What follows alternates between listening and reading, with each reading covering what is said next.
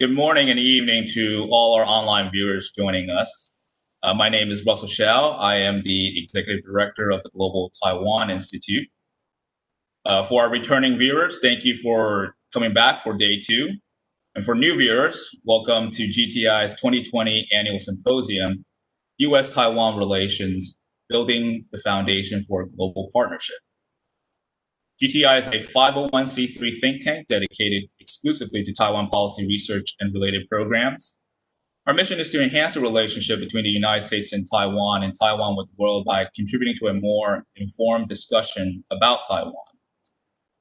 In pursuit of that mission, we undertake several major programs. They include a biweekly publication called the Global Taiwan Brief, public seminars, our annual symposium, as well as scholarship and fellowship opportunities for academics who want to research Taiwan policy. It's my honor now to introduce the opening keynote for day two, the Acting Assistant Secretary of Defense for Indo-Pacific Security Affairs, Dave Helvey. Mr. Helvey is currently performing the duties of Assistant Secretary of Defense for Indo-Pacific Security Affairs. Previously, he was the Principal Deputy Assistant Secretary of Defense for Indo-Pacific Security Affairs from January 2017 until December 2019. He is responsible for developing and overseeing the execution of the United States defense and security policy in the Indo-Pacific region. Mr. Helvey has been awarded the Department of Defense Distinguished Civilian Service Medal, the Office of the Secretary of Defense Exceptional Civilian Service Medal, the Paul Nitsch Award for Excellence in International Security Affairs, the Director of National Intelligence Award for Collaboration Leadership, and the DIA's Director's Award for Meritorious Civilian Service, among many other accomplishments. Secretary Helvey has generously agreed to take questions, so we'll close with around 15 minutes at the end for audience Q&A. For our audience members, if you would like to ask a question, please send your questions to contact@globaltaiwan.org or use the chat function on the YouTube page, or tweet us at Global Taiwan. Make sure to include your name as well as affiliation when presenting your questions, and I'll repeat these instructions again later. If you have not already done so, you may subscribe to receive all our updates online at our website at www.globaltaiwan.org. Thank you very much, Mr. Helvey, for joining us. Over to you. Well, thank you very much, Russell. Good morning and good evening to those that are out there in some of the outstations. Thank you very much for the opportunity to join and speak to your conference this year. It truly is an honor and a privilege to participate. So the first thing I'd like to do is I'd like to thank the Global Taiwan Institute for the work that it does to enhance and promote US-Taiwan relations. GTI remains an important voice and a prominent platform for advancing the US-Taiwan relationship. The topic of this year's conference, building the foundation for our global partnership, could not be more timely. Our network of allies and partners is a critical element supporting our vision for a free and open Indo-Pacific, and it's at the core of our strategy. It's a vision that includes the peaceful resolution of disputes, respect for freedom of navigation and overflight, and the pursuit of free, fair, and reciprocal trade. We seek to work with all of those who, like Taiwan, are committed to upholding these principles, which underpin the regional. This is also why, as my good friend, Assistant Secretary of State for East Asia Pacific, Dave Stillwell, has said, the United States has long worked to elevate Taiwan's profile in the international community, consistent with Taiwan's global importance as a valuable partner, democracy, and model of resilience against malign influence. In this context, today's topic, building the foundation for global partnership, also not be more important. Nations across the Indo-Pacific face a more assertive China. Chinese Communist Party's actions in Hong Kong, including a year-long delay of elections and subsequent arrests of individuals who advocate for democratic freedoms, prove that one country, two systems is but a hollow promise. It certainly raises questions about the credibility of any other countries from Beijing. Indeed, the Chinese Communist Party has fallen short of its promises and has chosen pressure and bullying for international rules and norms. across a variety of areas, whether that's in the South China Sea, the East China Sea, along the actual control, along the line of actual control with India, or against Taiwan. These other coercive acts cast a long and dark shadow across the Indo-Pacific, to be sure, but they also serve to make Taiwan's democracy, which in the words of President Tsai, lights up the shine that much brighter.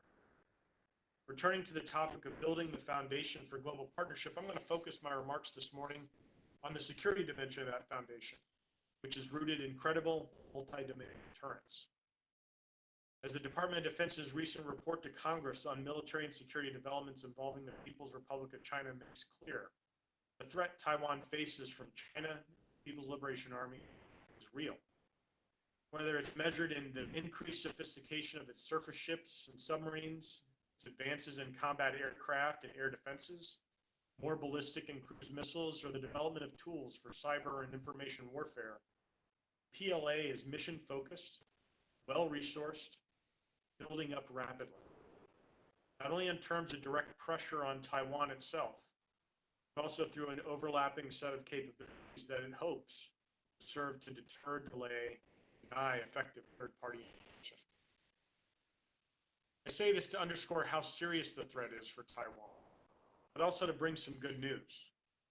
That's while it's tough, it's not impossible. In fact, Taiwan has already made significant investments to counter the threat from diversity, increased defense expenditure, acquiring new kit, turning its focus to more asymmetric systems. All these are positive steps. They're not enough.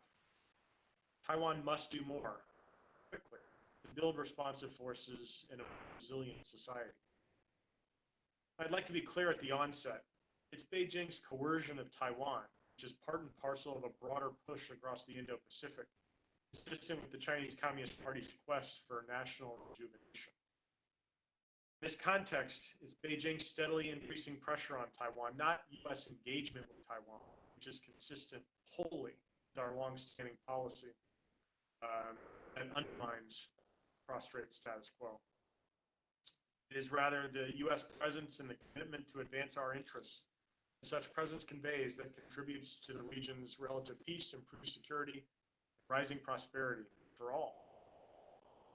For its part, Taiwan has responded to Beijing's pressure by diversifying its economic partners, strengthening its cyber networks, improving security of key infrastructure, pushing back on Beijing in the information space, taking steps to strengthen Taiwan's institutions.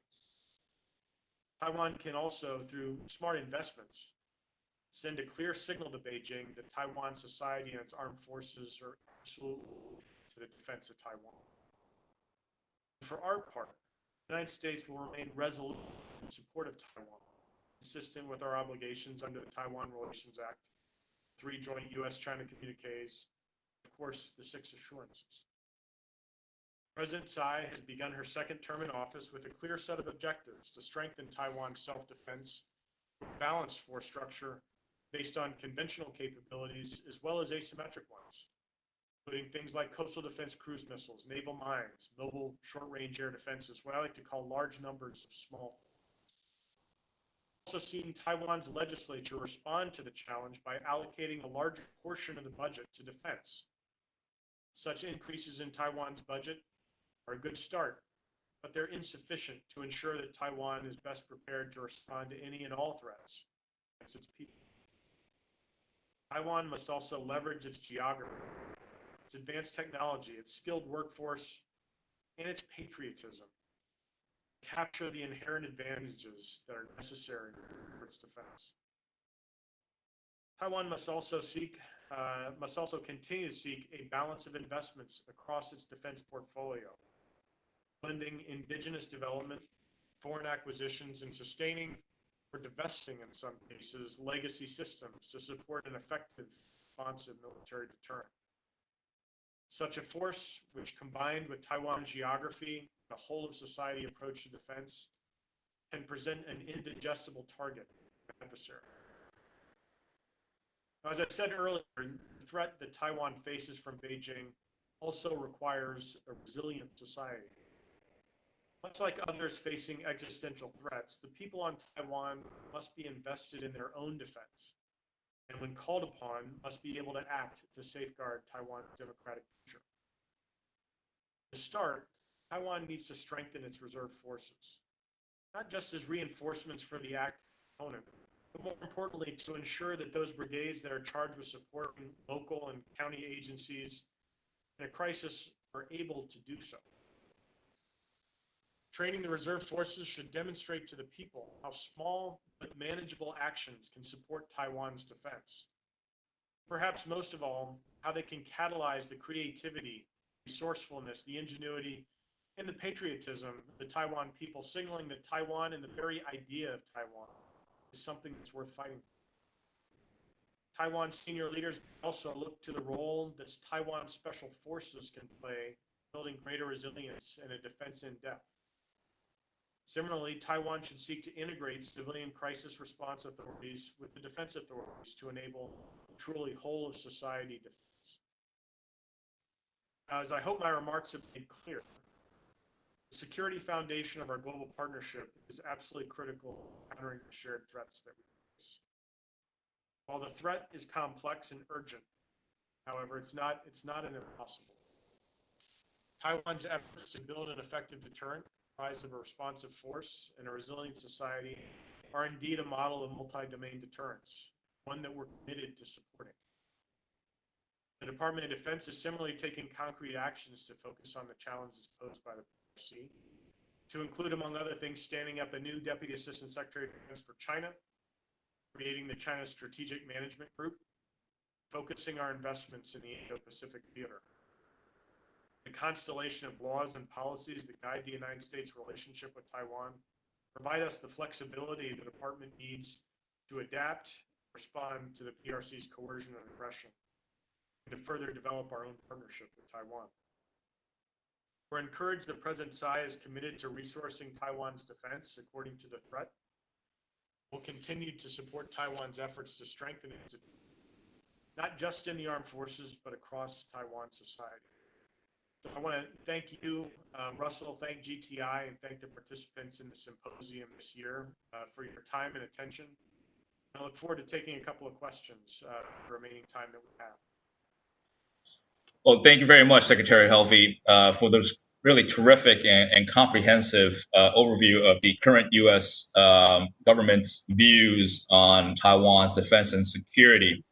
I'd like to remind our audience viewers again that you may present your questions by sending an email to contact@globaltaiwan.org or use the chat function on the YouTube page, or also tweet us at Global Taiwan.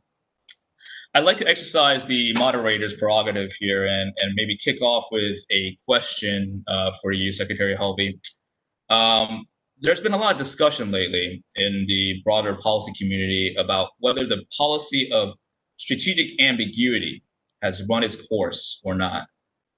Randy Shriver, your predecessor, mentioned at this conference yesterday that he is in favor of, quote, strategic clarity, but tactical ambiguity, end quote.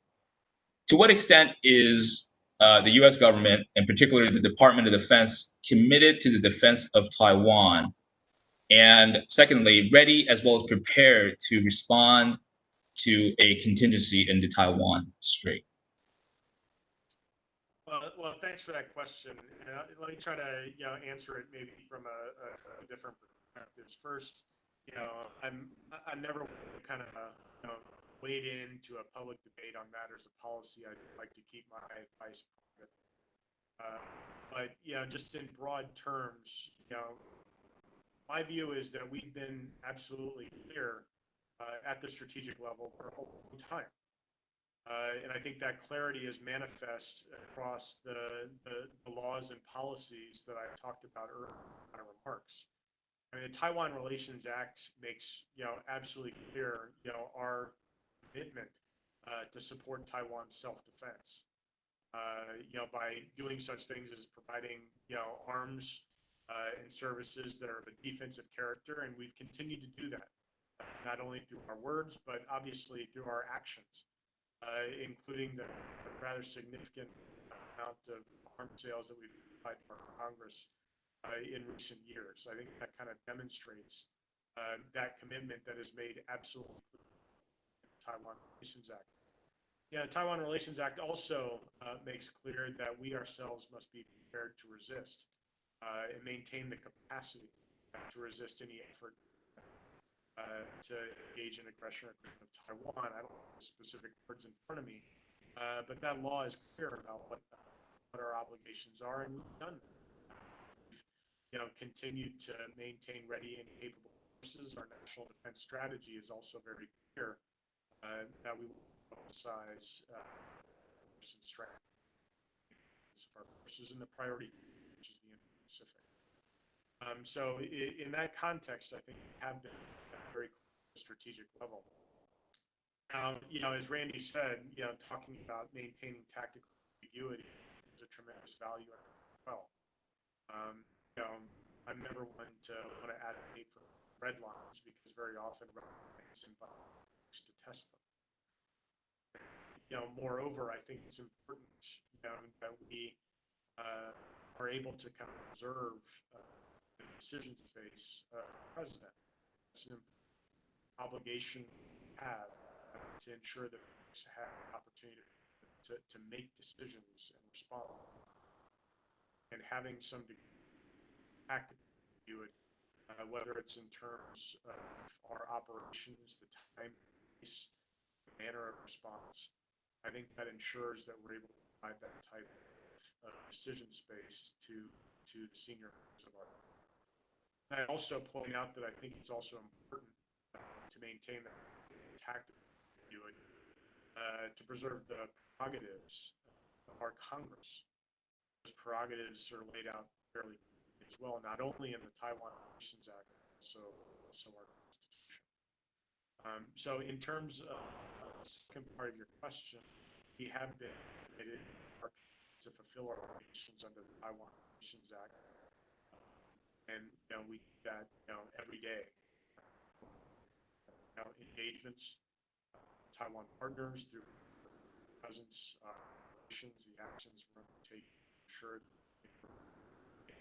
credible, ready forces across the Indo-Pacific. Also to make sure we're able to again maintain that capacity to resist and support sufficient self-defense capability. Thank you very much, Secretary Helvey. If I could just ask you to please maybe speak up a little bit, because I think the audio quality right now is a little bit choppy on our end here. So, but thank you very much for that response. I'm going to move over now to several audience Q&As. The first question is from Tina Chong over at the Voice of America. Her question is, when U.S. Health Secretary Azar visited Taiwan, China sent its fighter jets crossing the midline of the Taiwan Strait. Beijing had warned against such a visit repeatedly and said that there would be consequences. With another high-level visit from the U.S. Undersecretary Keith Krosh of the State Department going to Taiwan to host a U.S.-Taiwan economic and commercial dialogue, do you expect that there be some kind of similar moves by the PLA to show China's displeasure? What is the U.S. military posture in dealing with this kind of heightened tensions? Look, I don't want to kind of engage in, try to forecasting what China may do, but I think it's been pretty clear that, as I mentioned in my remarks, that China has been steadily increasing its pressure and coercion on Taiwan, whether that's sending aircraft across the center line, stepping up its naval presence, pressure against Taiwan on both sides of the by the way, or it's pressure in the diplomatic space, trying to restrict Taiwan's international space. I wholly would expect that type of pressure to continue. I mean, that seems to be kind of the pattern and trajectory that Xi Jinping's leadership is on.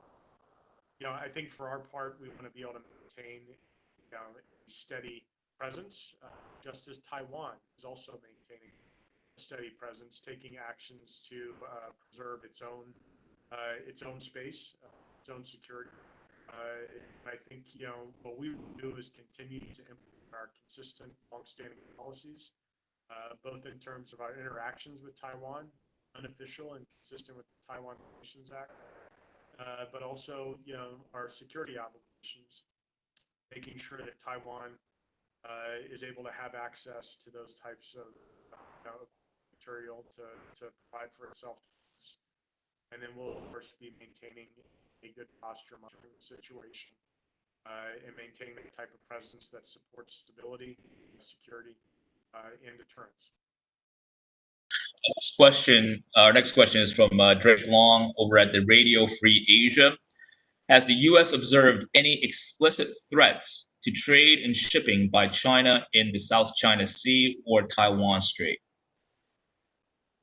Well, I think the biggest thing that we're seeing is the actions that China's undertaking to limit other countries' ability to exploit the resources that are in our exclusive economic zone, South China Sea, whether that's sending maritime militia or Chinese Coast Guard, or even in some circumstances PLA Navy assets and vessels into exclusive economic zones of other claimant states to harass, challenge their fishing activities, or in some cases energy exploration and exploitation, to be able to deny access to traditional fishing grounds. I think these are all examples of the actions that China has been undertaking in the South China Sea that are consistent with international rules, norms, and standards, and that's something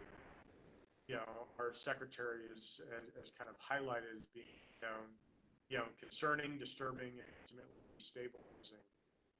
I think the threat in the Taiwan Strait is manifest not only in terms of words that Beijing has spoken, but the actions that it's taken, whether it's maintaining consistent deployments of some of the most advanced equipment it has to those military areas opposite Taiwan, continuing steady diet exercises and training opposite Taiwan.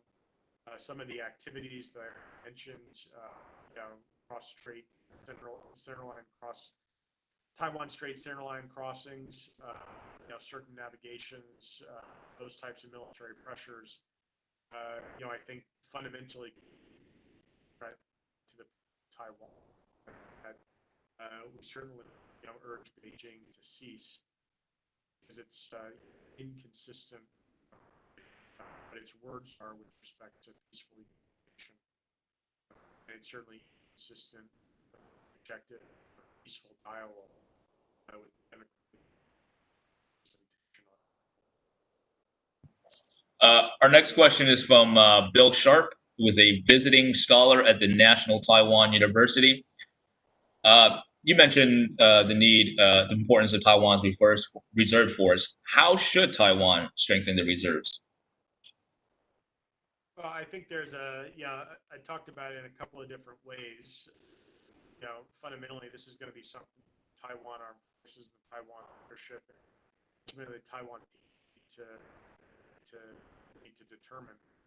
I think there's things that they can do to ensure proper resourcing of Taiwan Reserve Forces, to enable them not only to provide the types of support augmentation to the actors, but also, as I mentioned before, to be able to provide the types of support to the local civic authorities, which help to enable broader whole society defense. Reserve forces play an important role in providing the type of connective tissue between society at large and the forces. So in that context, reserve forces enable the Taiwan Armed Forces to tap into some of the best within the private sector in Taiwan.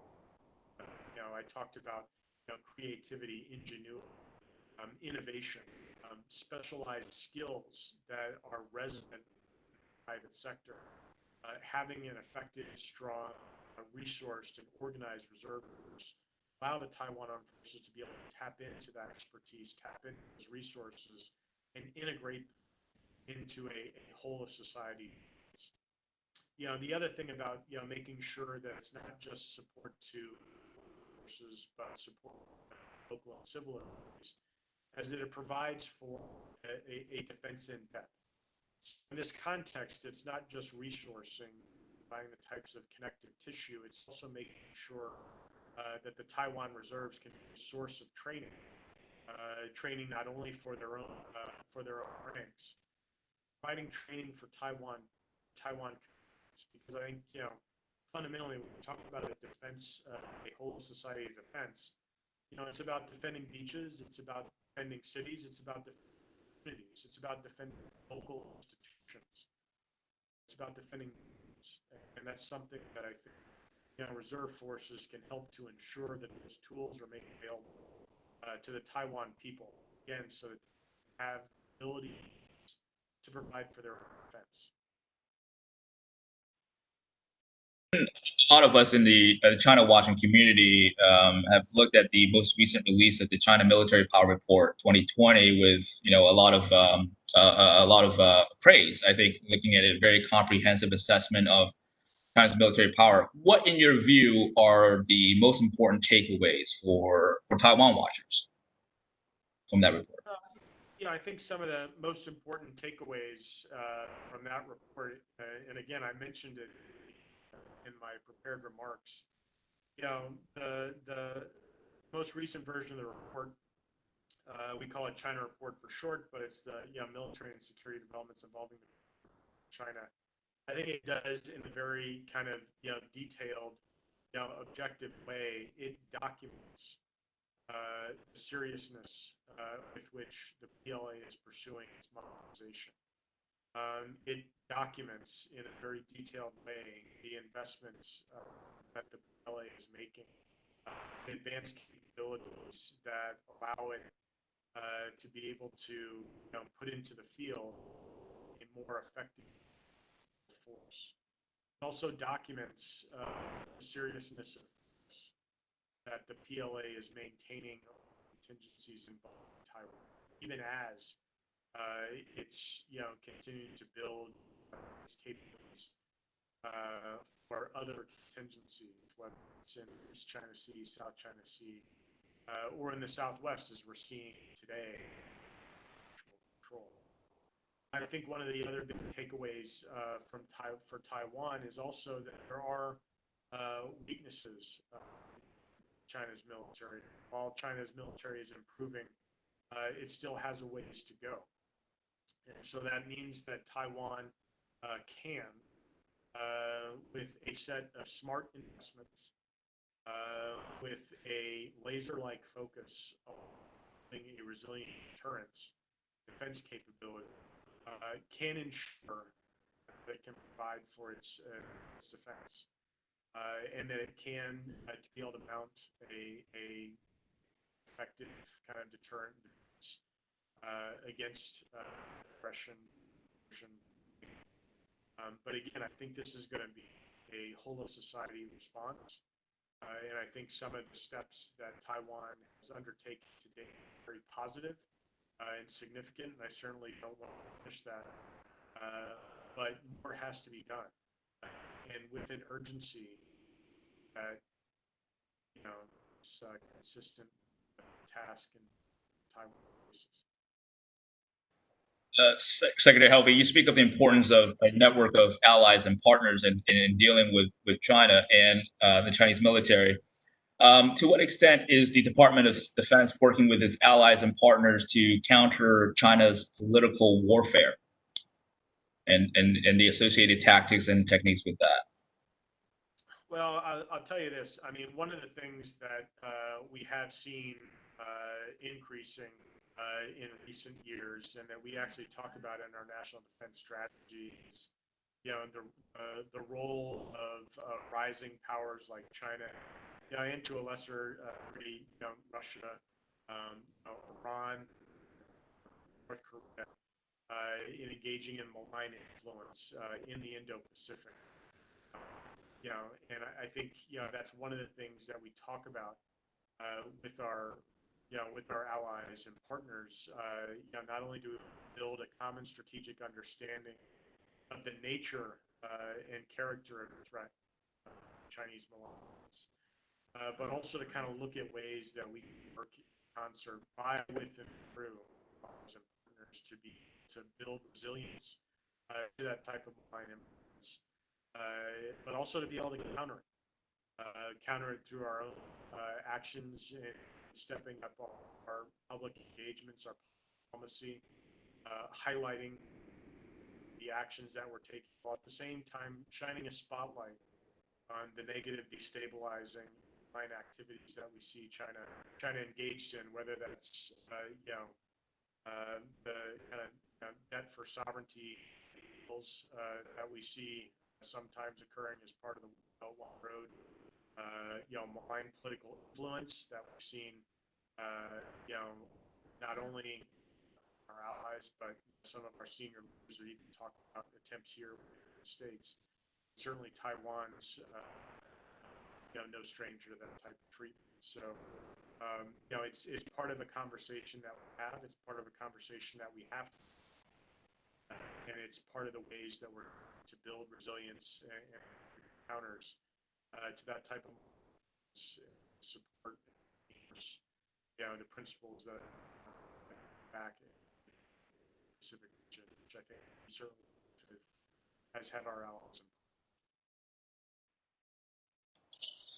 Thank you very much for your time, Secretary Helvey. I know we've exhausted the 30 minutes that we have with you, and thank you very much again for this discussion and for returning again to speak with us. We really, really appreciate it, and really hope to have you back again in the future. So thank you, Secretary Helvey. Well, thanks, Russell. I really appreciate it. Again, it's been a pleasure and a real privilege to join you today and with your audience out there in internet land. And I do wish you the best for the rest of your symposium. And again, thank you very much for your time. Thank you. As an administrative note, please hold for a few minutes as we transition to the next session on economic security and trade.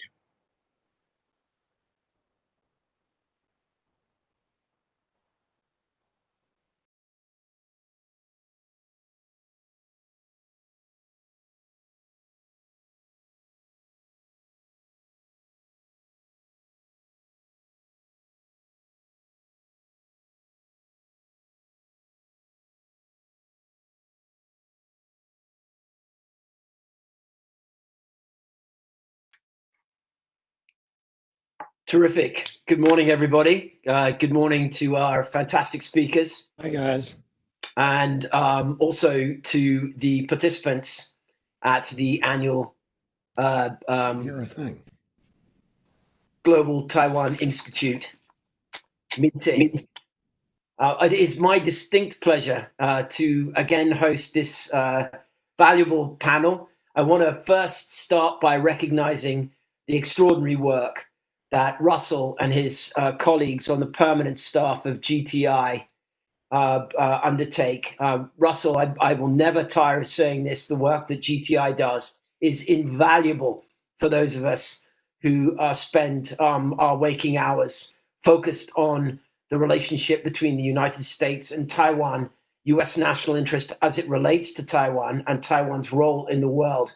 And your efforts under the leadership of Chairman Chen and the board of directors, the advisory board, and others in leadership positions at GTI is recognized. I know I am deeply grateful both for that leadership as well as our friendship, which also is valuable. I want to thank our panelists. I'm just going to set the tone for a couple of minutes, and then we're going to get stuck in. We have an action-packed and really high-caliber group of speakers this morning. Russell, I'm being half funny and half serious. I do appreciate the economic panel being put at the front end of the day as opposed to the end of the day, which so often happens with economic panels as everybody is thinking of happy hours and other events. So thank you for putting us up front on your second day. I feel that there is a tremendous amount of serious subject matter that we need to address this morning, or I hope will address, and we're certainly well equipped to do that. the trade relationship is in an extraordinary position at the moment after a number of years, certainly a decade plus of stagnation. Really, I would say since the 2009-2010 timeframe, when the presidency of Ma Ying-jeou tried to tackle some of the outstanding issues related to beef. The US-Taiwan trade relationship has been stuck in neutral over disagreements on pork and beef and how to handle those disagreements, what the domestic political appetite was for them in Taiwan under two different presidencies, President Ma and President Tsai, and the aptitude here under two different presidencies for the United States to show some flexibility in engaging Taiwan on trade-related matters in a formal dialogue between our trade negotiators and theirs. And to say that it has been an underwhelming period in trade relations over the last decade is to do a disservice to the word underwhelming. So we are dealing, however, with an extremely exciting last few weeks as President Tsai has decided at the early stages of her second term to invest some of her domestic political capital in addressing the outstanding issues surrounding pork and beef. Most of those issues are being addressed through executive action, which she has every right to do, those in pork and some in beef. However, there will be some requirement on the part of the Lifa Yuan, Taiwan's parliament, to address the remaining issues in legislative session and action. And that will take a wee bit longer than President Tsai's actions and those of Premier Su's cabinet to address EY-related issues. So it's an exciting time in that regard. And we're looking forward to, I'm personally looking forward to hearing from our speakers on how they feel that will play out. What we haven't heard from is USTR over the last few weeks.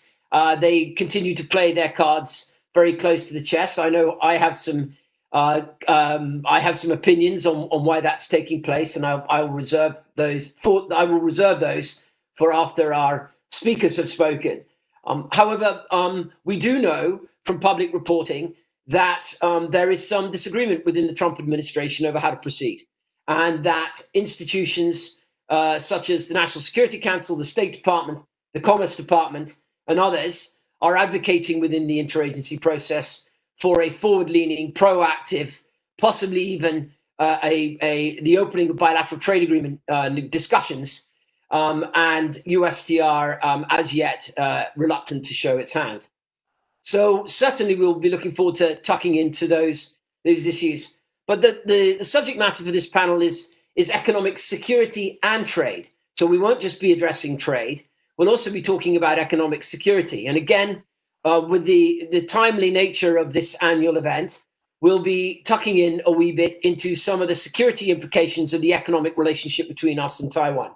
I think no better represented at the moment than by the semiconductor industry and the extraordinary, robust, deep, and important relationship between the United States' semiconductor industry, both as a vendor for Taiwan manufacturing, our equipment manufacturers like Applied Materials, KLA Tencor, and others, but also our relationship between our chip designers and the most important technology company that few people have ever heard of, Taiwan Semiconductor, as representative, of the fabulous semiconductor production that takes place in Taiwan's science parks, most importantly Hsinchu, but certainly not exclusively.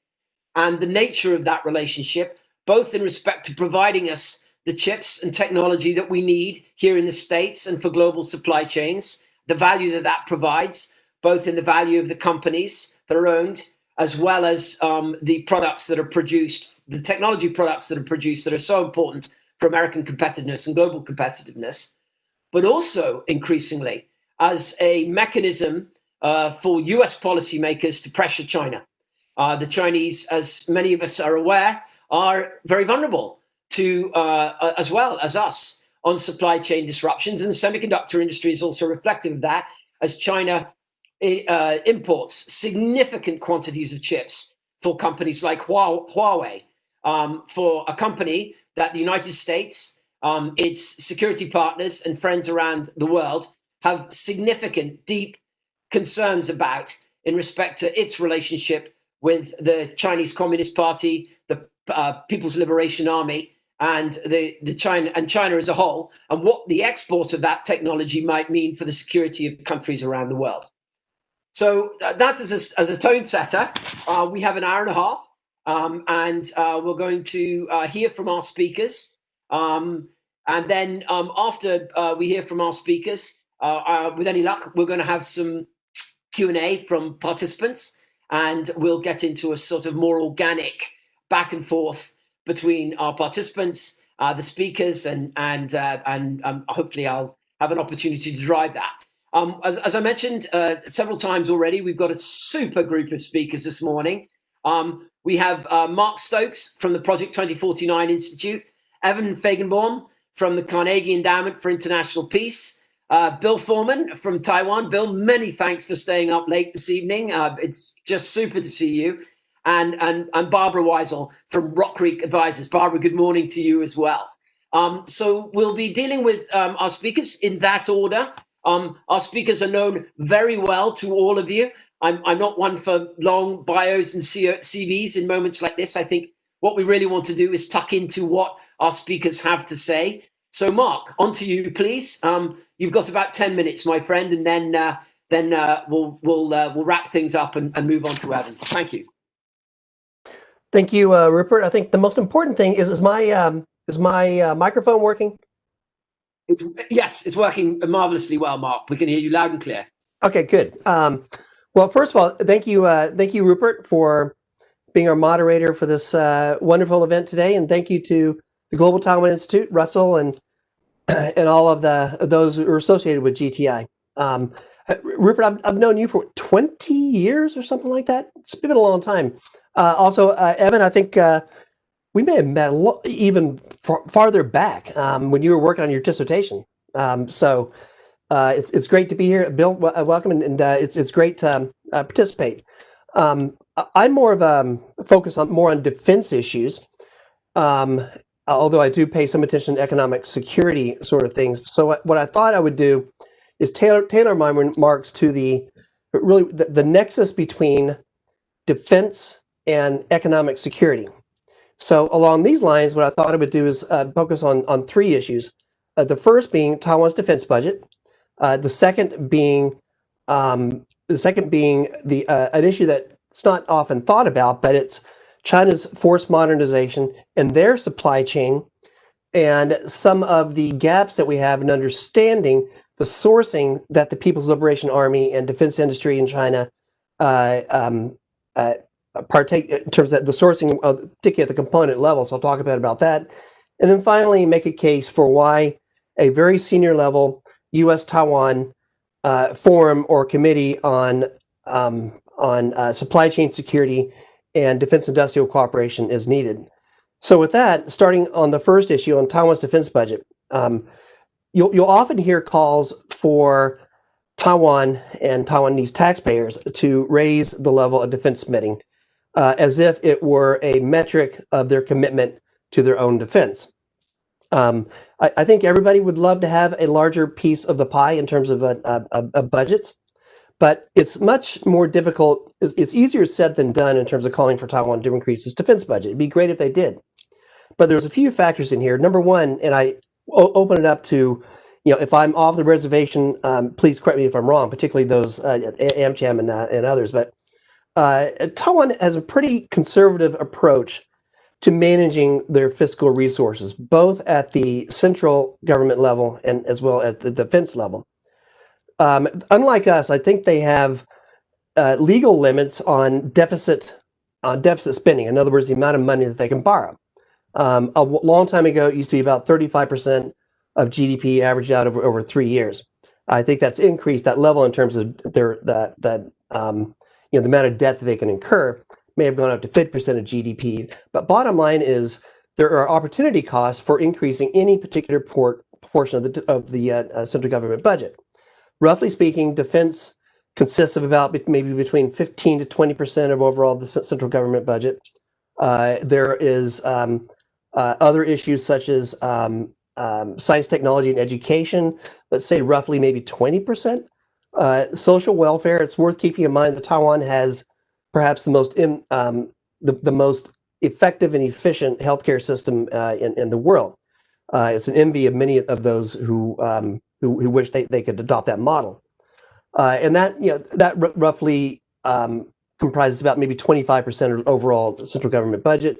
Economic infrastructure is another key thing, let's say roughly between 10 to 15%. So any significant increase in the defense budget, of course, is going to have to entail taking away from other parts of the central government budget. And just in personal opinion, if it's fine to call for increases in Taiwan's defense budget, but it would be helpful, number one, to at least make some suggestions on how that could be done. And there's a lot the United States can do if there are if there's sincere desire for Taiwan to raise its defense budget. Then there certainly are things that the U.S. may be able to do to be able to create an environment for that to happen. But otherwise, in my view, it's important to look at the way that Taiwan is rather than the way we think it should be. Within the defense budget, of course, and there's variations, maybe 5% year on year. But at one point, Taiwan spends about maybe 50% of their defense budget, maybe a little bit less or maybe a little bit more, on personnel. It's not cheap to be able to maintain a force the way that they do, and also there are pressures for an all-volunteer force. I'm not sure how far that's going to go. Then about 25% for force modernization, also known as military investment, and about 25% for operations and maintenance, which includes training, follow-on logistics support, and other issues. In the 1950s, 1960s, the defense budget comprised maybe about 50% of overall government spending. And as democracy proceeded apace in Taiwan, there were pressures to be able to decrease the amount of the central government budget that was being applied toward defense. And so there certainly was reduced manpower levels, but there also was some creative accounting in terms of moving parts of the defense budget to other aspects. Let's say, for example, retired military salaries, which comprise roughly, let's say, $1 billion, between 1 and 2 billion, let's say about 1.2 billion a year. That actually doesn't come from the defense budget. It comes from the Veterans Affairs budget. But over time, you saw a gradual decrease. I think the peak in Taiwan's defense spending actually was in 2000, where there was a spike. But putting that to the side, I think this past year with the announced defense budget of about $12 billion is the highest that it's been in quite a while. So I would argue that defense spending is not necessarily a reflection of commitment to defense. So moving on to the next issue related to economic security, or at least the role that Taiwan or the U.S. for that matter could be playing in a broader sense in the PLA expends, and Evan, this is an issue I know that you've spent a lot of time looking at in the past. The defense industry is significant and involves supply chains. So there was a subject of I think semiconductors, Rupert, that you raised. I think that's relevant here. When you look, let's say, for example, sitting here in the U.S., we are about maybe here, of course, we operate in our own lives under the possible challenge of China's nuclear force. So in the nuclear weapons supply chain issue, you start off, let's say, for example, with a intercontinental ballistic missile. Let's say a DF-41, for example. DF-41, you take it down in the next tier in the supply chain. You're going to have the launcher. You're going to have the missile, the airframe of the missile itself. You're going to have the propulsion system, in this case, a solid motor. And you're going to have the guidance, navigation, and control system.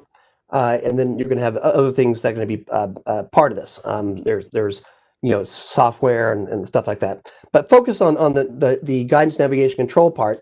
You look at the missile guidance set in particular, which consists then of a whole range of other electronic assemblies and so forth.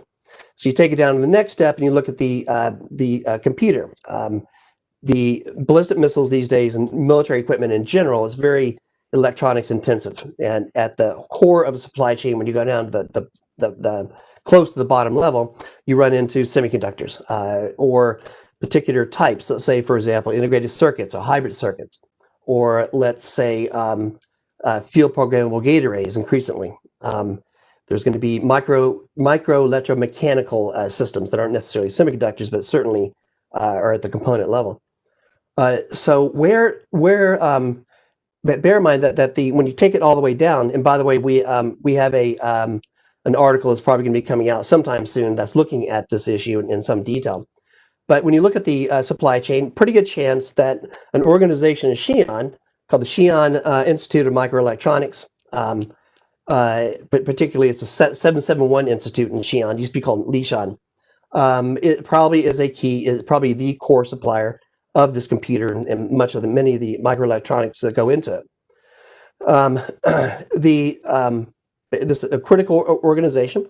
And when you look at their relationship with other parts of the supply chain and the integrated circuit community of China in general, at least in the past, you will occasionally see either US companies or Taiwan companies that have relationships, whether it's a supplier relationship or others. And the only reason I raise this sort of issues is that, in my view, there should be much more of a closer relationship between US and Taiwan on supply chain security to ensure that we're not contributing toward enhancing what is already a rapidly advancing People's Liberation Army that has expressed interest in using force against Taiwan and by extension the United States. So wrapping it up here, in my view, one of the things that really needs to be looked at is the defense relationship we have with Taiwan is robust. There's a lot that goes on all the way from military, Monterey military talks all the way down to the defense review talks and across the board. But there may be other approaches that could be much more focused, but still at very, very senior levels that looks at issues like supply chain security and defense industrial cooperation. Defense industrial cooperation, of course, what I mean by that is looking at thinking through innovative ways. Of course, offsets, Rupert, as you're very well of, are a major issue. Theoretically, offsets are there to be able to offset the social burden of defense spending and to be able to bring that in, to be able to have indirect applications for every arms sale that a U.S. company engages in, whether it's selling to the U.S. or direct to Taiwan. They incur an offset obligation of about 40%. It can be all the way maybe 80%. But these are issues in general are something that really warrants a lot of attention at very senior levels between Washington and then officials in Taipei. So with that, turn it back over to you. Thank you very much. Mark, many thanks. And I really appreciate that last issue that you raised. It so rarely, if ever, makes it into the sort of breathless headlines we hear about arms sales and how intimidating they are for the Chinese. And yet, as a practical matter, we're all too aware that the focus on Taiwan's part to improve its domestic capacity to research, develop, and produce platforms and systems that can provide for its own defense, either on its own or in cooperation with US primes, is significant and growing, and is one of the 5 main pillars of Tsai Ing-wen's economic strategy, all the way back through to her initial election back in 2016. So thanks for that, Mark. We may well come back to you on that in the Q&A period. Super. So Evan, good morning, my friend. Certainly no stranger to all of us. It's absolutely terrific to have you on board. As many of you know, Evan holds a senior position at the Carnegie Endowment for International Peace. Evan, please, on to you. You unmuted it for me. Okay. Well, good morning to everybody from Chicago, where I have been locked in an apartment for 6 months, jealous of Taiwan's coronavirus success. I spoke to a ballroom full of people in Taipei last week, which was both inspiring and sobering at the same time. In any case, thank you to GTI. It's good to see old friends. Mark and I, very, very old friends. So it's nice to do this. Now, I should say at the outset, I'm not going to talk much about trade. I'll leave that to Barbara and to Bill. So I would be remiss if I didn't at least congratulate the government on the pork and beef decision. It's terrific, and I hope it now means we can move toward negotiating a BTA. Instead, what I thought I would do is focus on the relationship between innovation and economic security, because we hear a lot about Taiwan's economic security. It was in the setup, it's in the title, but not so much about how to achieve it. And as I said in a similar talk that I gave to that audience in Taipei last week, it really has, from my vantage point, two components.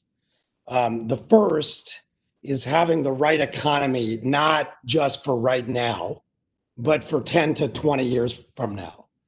And then second, therefore, to be both innovative and adaptive to change. And so the good news for Taiwan, it seems to me, is that it has an economy that's been built on innovation since at least the 1970s. But the bad news, and this is where I want to focus, is that technology and industry are changing much more rapidly than, in my view, Taiwan and frankly, many other places are keeping pace. And so that's what I want to talk about. Now, earlier this year, I published a couple of reports at the Carnegie Endowment, one called Assuring Taiwan's Innovation Future. The other one was a companion report on energy that focused on gas pricing and energy storage technology that spoke to some of these challenges. And so what I want to do is pull some of those threads and just briefly address this kind of in three quick bites. So the first is, what made Taiwan's innovation ecosystem so successful in the past? And then to flag for you some of the risks that have risen to that in recent years. Then second, I'm going to blow through what I think are the 5 most important challenges to that. And then third, I'm going to throw out a few modest ideas for how international partnerships, particularly with the United States, can help to alleviate that. And I'm just going to focus on 7, but there were about 100 other ideas in these reports, if you're curious. All right, so on the first of these, which is the legacy. You all know this very well. Taiwan had a very successful innovation ecosystem. It had, from my vantage point, as Bill will know, 3 basic components. You can call them 3 legs of a stool. The first was government competition policy, which fashioned a much more flexible and decentralized ecosystem than, frankly, you saw in Japan and South Korea, which were much more centralized. And this is the ecosystem that was associated with KT Lee, with the foundation of the Industrial Technology Research Institute, ITRI, with the creation of an indigenous venture capital industry in Taiwan, the whole first generation startup ecosystem. Second, you had aggressive internationalization. And this was critical, especially the links to Silicon Valley that led to what Annalise Saxenian from UC Berkeley has called brain circulation. There's a lot of these Taiwanese who went to the Valley, went back to Taiwan, helped to fashion development policies and start and bolster that first generation of startups, while, and this is important, maintaining very strong linkages back to the Valley and beyond. And then third, leveraging not just quality and cost, but a capability to innovate independently. And that's true. Rupert mentioned TSMC, especially with the very unique model of chip fab that went beyond just vertical integration. All right, so that was the model, and it was enormously successful for Taiwan. But I think, to be very frank with you, that Taiwan now faces 3 accumulating risks to that model. The first is a persistent lack of internationalization in Taiwan's startup scene, despite some very great initiatives like the Startup Stadium and some others, beyond the world-class legacy sectors that Rupert talked about and that get the headlines. And the data on this, from my vantage point, is very sobering. For example, that less than 1% of private sector R&D in Taiwan is funded by foreign sources. And based on a PwC survey, that more than 70% of startup revenue, as recently as 2018, came from the domestic market in Taiwan.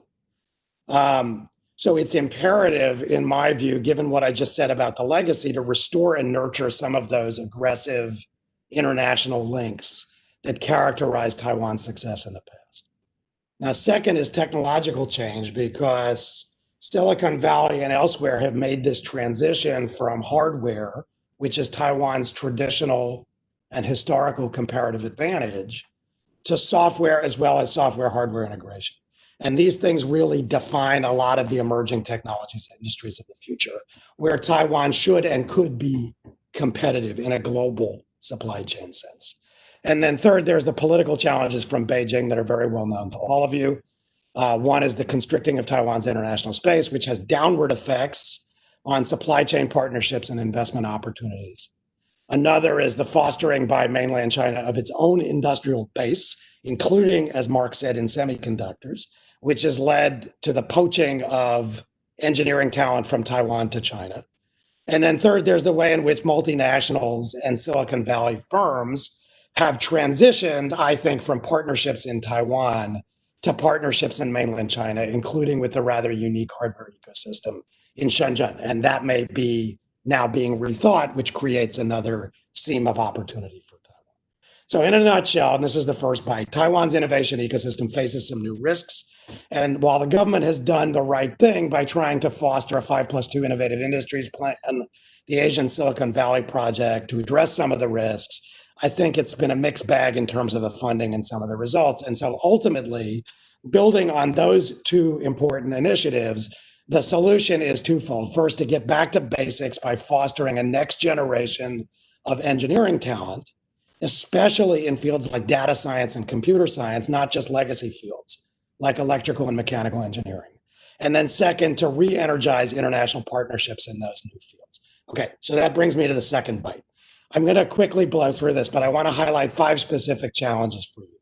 And I'm not going to dig very deeply, but if you want to see more deeply, I'd refer you to this report that I wrote for Carnegie. There are 5 basic issues that I think pose the most acute challenges to Taiwan's innovation future, and we ought to talk about these and be candid about them. The first is to vastly expand and, above all, refocus the science, technology, engineering, and mathematics talent and human capital base in Taiwan, the STEM talent pool. Taiwan has faced some very significant obstacles in its effort to assure a robust and growing STEM talent pool amid international competition for that talent pool, which is accelerating, especially, as I said, from mainland China. Second is the problem of scale. It's difficult, as Bill will tell us, to scale industries and business models when you have a small domestic market of 24 million people. Third is the challenge of moving beyond hardware. Bluntly put, Taiwan has yet, in my view, to transition sufficiently from a hardware-dominant ecosystem to greater emphasis not just on software, but on hardware-software integration. And if you think about emerging industries that China dominates, take something like drones. Mark will know this well. The market leader is DJI. It's a Chinese company. And it's not just about hardware. It begins with the hardware, but ultimately it's about the integration of software into the hardware system. That's what the future of that emerging industry is about. So integration is important. Fourth is to assure that more of the value added stays in Taiwan itself. Too little of the value added within technology related supply chains resides in Taiwan. And then fifth and finally is the need for policy enhancements. Political leaders and bureaucrats have to fully adapt government technology and education policies to enhance Taiwan's competitiveness in some of these newer and emerging technology industries. Now, I just want to pull on one of these threads to illustrate it for you, and that's the first, which is the offshore, the talent pool for STEM. Now, as I said, Taiwan needs improvements to general STEM education, but it really needs innovators with specialized skills in math, statistics, computer science, and data science, because those are the skills that are sitting at the heart of emerging fields like machine learning and artificial intelligence and cybersecurity, where Taiwan has the potential to become a hub. And so Taiwan faces gaps and shortfalls across the board in those areas. And I'll just give you a quick bite at some of the data. From 2007 to 14, the number of science and engineering first university degrees in Taiwan declined by nearly 10,000, from 92,167 to 83,394, even though the total number of engineering graduates rose sharply compared to, say, the 1990s. And then within the talent pool, the number of computer scientists and specialists in math, statistics, and physical and biological sciences was essentially flat. It's not expanded in a sufficient way. So what that means is that at a time when Taiwan is facing rapid technological change, which I talked about as at a risk, it's still concentrating the talent pool that it does produce legacy fields connected to semiconductor design like electrical engineering. So Taiwan is invested in the emerging areas like computer and data sciences. And you see this in the startup sector. 70%, here's the good news, of entrepreneurs in Taiwan, according again to that PwC survey, are first-time entrepreneurs, which is fabulous. But 60% of them have backgrounds in the liberal arts. not in the sciences. And actually, nearly twice as many have backgrounds in marketing as in all of the sciences combined. So from my standpoint, if I'm looking at Taiwan's innovation future, I worry about that. And I think it points you to where the investments need to be. All right, so that takes me to my third bite, the last point, Rupert, and I'll wrap it up, which is international partnerships. The related challenge, therefore, is that the number of Taiwan students coming here to the United States has trended downward over the last 20 years at every educational level. And more of those students, especially those with the most experience, which means PhDs, are actually choosing to stay in the United States. So from 2004 to 2007, in the last decade, roughly 65% of Taiwan origin US educated PhDs in the sciences and engineering plan to stay in the US. And from my vantage point, that's a staggeringly high number. But by 2015, surveys were showing that nearly 75%, which means 3 out of every 4 Taiwan PhDs in the US were staying here, not going home. And if you go back to what I said about brain circulation and the successful model of the 1970s, that's not a good trend. So the report I mentioned earlier had a lot of recommendations, especially for Taiwan and the United States. But let me just pull out a few, because these are good discussion points. But I also think it's an agenda for US-Taiwan cooperation on these things, which I think ought to be enhanced. All right, first, once we come out of the pandemic, easing work visa and market entry policies, because this would encourage global startups and not just the big firms like Google and Microsoft to set up shop in Taiwan. And I'm guessing Bill will endorse this one. Second, supporting industry-led mentorship programs. For example, Wistron, which is an ICT ODM with about 80,000 global employees, has a program to bring foreign artificial intelligence experts to serve as mentors in residence in Taiwan. That's a fantastic model. AI mentoring programs can be scaled through public-private partnerships and then replicated in other areas like quantum computing, cybersecurity, biotechnology. Third, expanding the G-Asia Pass scheme. If you don't know this, this is a digital entrepreneur card that gives equal national treatment to like-minded economies. It would promote a freer talent flow, including of global talent to Taiwan. Fourth, establishing a Trans-Pacific Advisory Panel encompassing domestic technology leaders in Taiwan, representatives of US firms doing R&D in Taiwan, the VC industries, the venture capital industries on both sides of the Pacific, and then university leaders, which would help to address some of those talent flow issues that I talked about and train a next generation of talent from Taiwan for the next 25 years. Fifth, becoming what I would call a trusted hub, trusted tester, and trusted vendor. For example, by leveraging the double threat of high quality data and comparatively open access to data in Taiwan for everything from clinical trials for pharmaceuticals to cybersecurity. And that has some resonance for biotech and pharma coming out of COVID. If you compare Taiwan to, say, China and the United States on data, in China, firms have been given increasing access to data by the government in Beijing, but the quality of the data is very low. In the United States, firms tend to have poor access, but the data itself is of high quality. So that tells you where the comparative niche is for Taiwan that would give it a global advantage. If Taiwan can distinguish itself from both China and the United States by marrying those two pillars, which is to say assuring both high quality and easy access for non-sensitive public sector data sets, it would be a huge global advantage. And Taiwan could become a global hub and leader. All right, and then finally, and then I'll shut up, following international regulatory policy best practices. For instance, Taiwan has already joined the APEC cross-border privacy rules system for privacy and data transfer. So I would argue that it should continue to uphold its privacy standards, but potentially aim to seek a so-called adequacy decision, which is an EU determination that a party outside the EU offers an adequate level of data protection to meet tests under Europe's GDPR system. So that would give Taiwan an in with the European system and make it an attractive hub for Europeans. And then last, become more active in joining international standard setting discussions and bodies, especially on some of these emerging technologies, cyber, Internet of Things, and other emerging technologies where it can actively drive the dialogue. And there's more ideas in the report I mentioned. So the bottom line, so I'll go back to where I started, is that I very much hope the US and Taiwan are now moving toward a bilateral trade agreement, but the future lies not just in pork chops, but in innovation. And so freeing up access to its very talented, incredibly well organized, unbelievably creative, and highly educated population will, for Taiwan in time, make it a more attractive investment, innovation, and testing hub for a much greater variety of international partners. And if the United States and Taiwan are not working on that, then they're not working, as I said, to assure Taiwan's innovation future. It's really about the right now rather than the future. And to me, that's not the answer to economic security. I want to stop there. Evan, that was just absolutely marvelous. Thank you so much. You know, going right back to the beginning of your talk, I was struck by the news in the past week of NVIDIA's effort to take over ARM. And for many of you, you may know that NVIDIA's founder is a guy called Jensen Huang. Jensen grew up in Tainan and came to the States, educated in the Pacific Northwest before going down to the Valley, Stanford, and then founding NVIDIA in the early 90s. NVIDIA is worth $320 billion.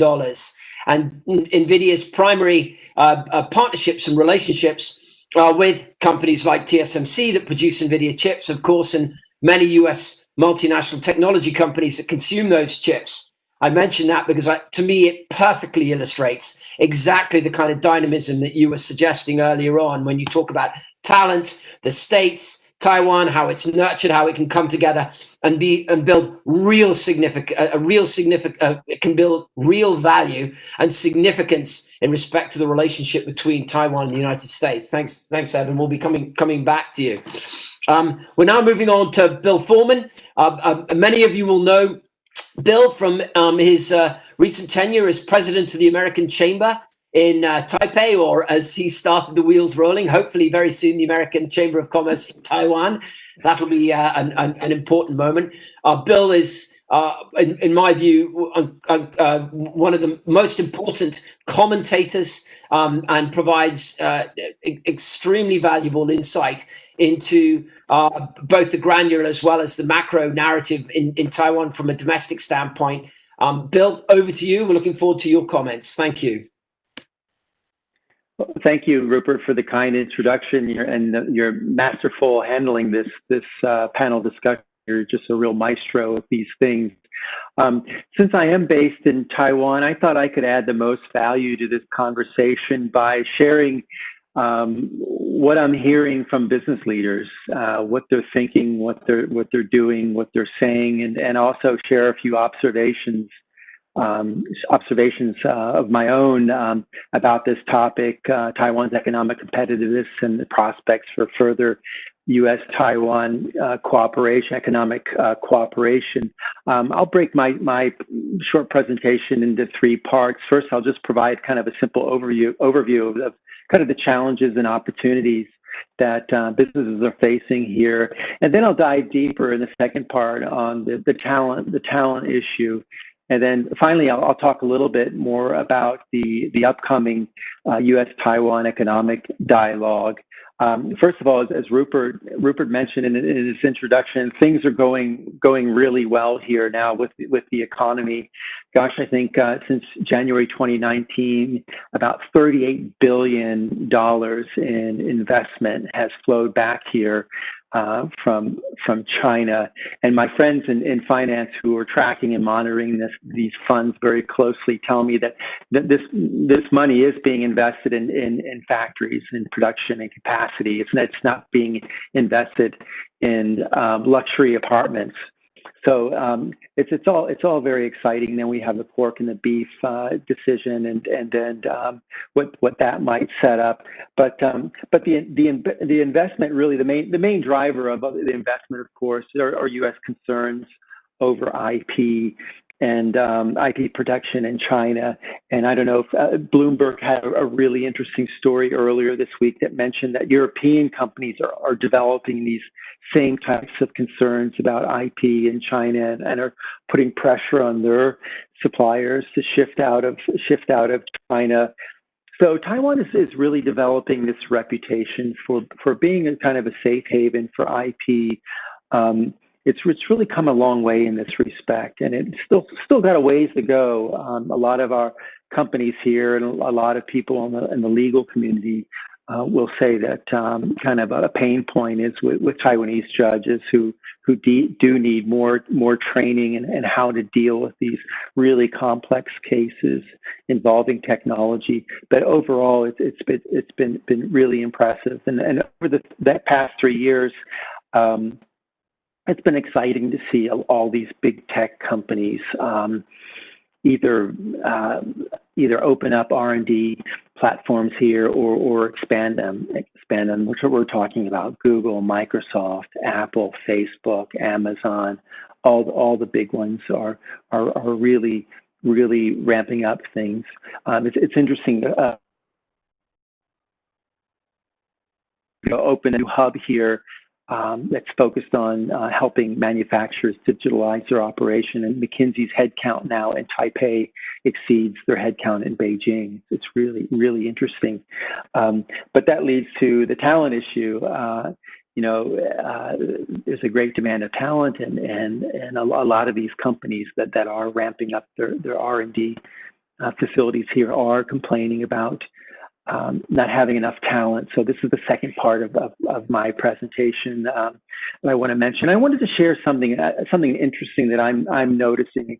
It could be a trend. I don't have a lot of data yet because it's still early, but I started thinking about this a few weeks ago when this American guy, just got out of quarantine and came to my office and talked to me about this e-commerce business that he's setting up in Taiwan. He picked Taiwan because of the talent. And he said, "It's really interesting, Bill, because I've just come from California. I've come from the Valley. I'm here in Taiwan. I'm out of quarantine, and I'm seeing all these people that I usually see in the Valley. They're all here."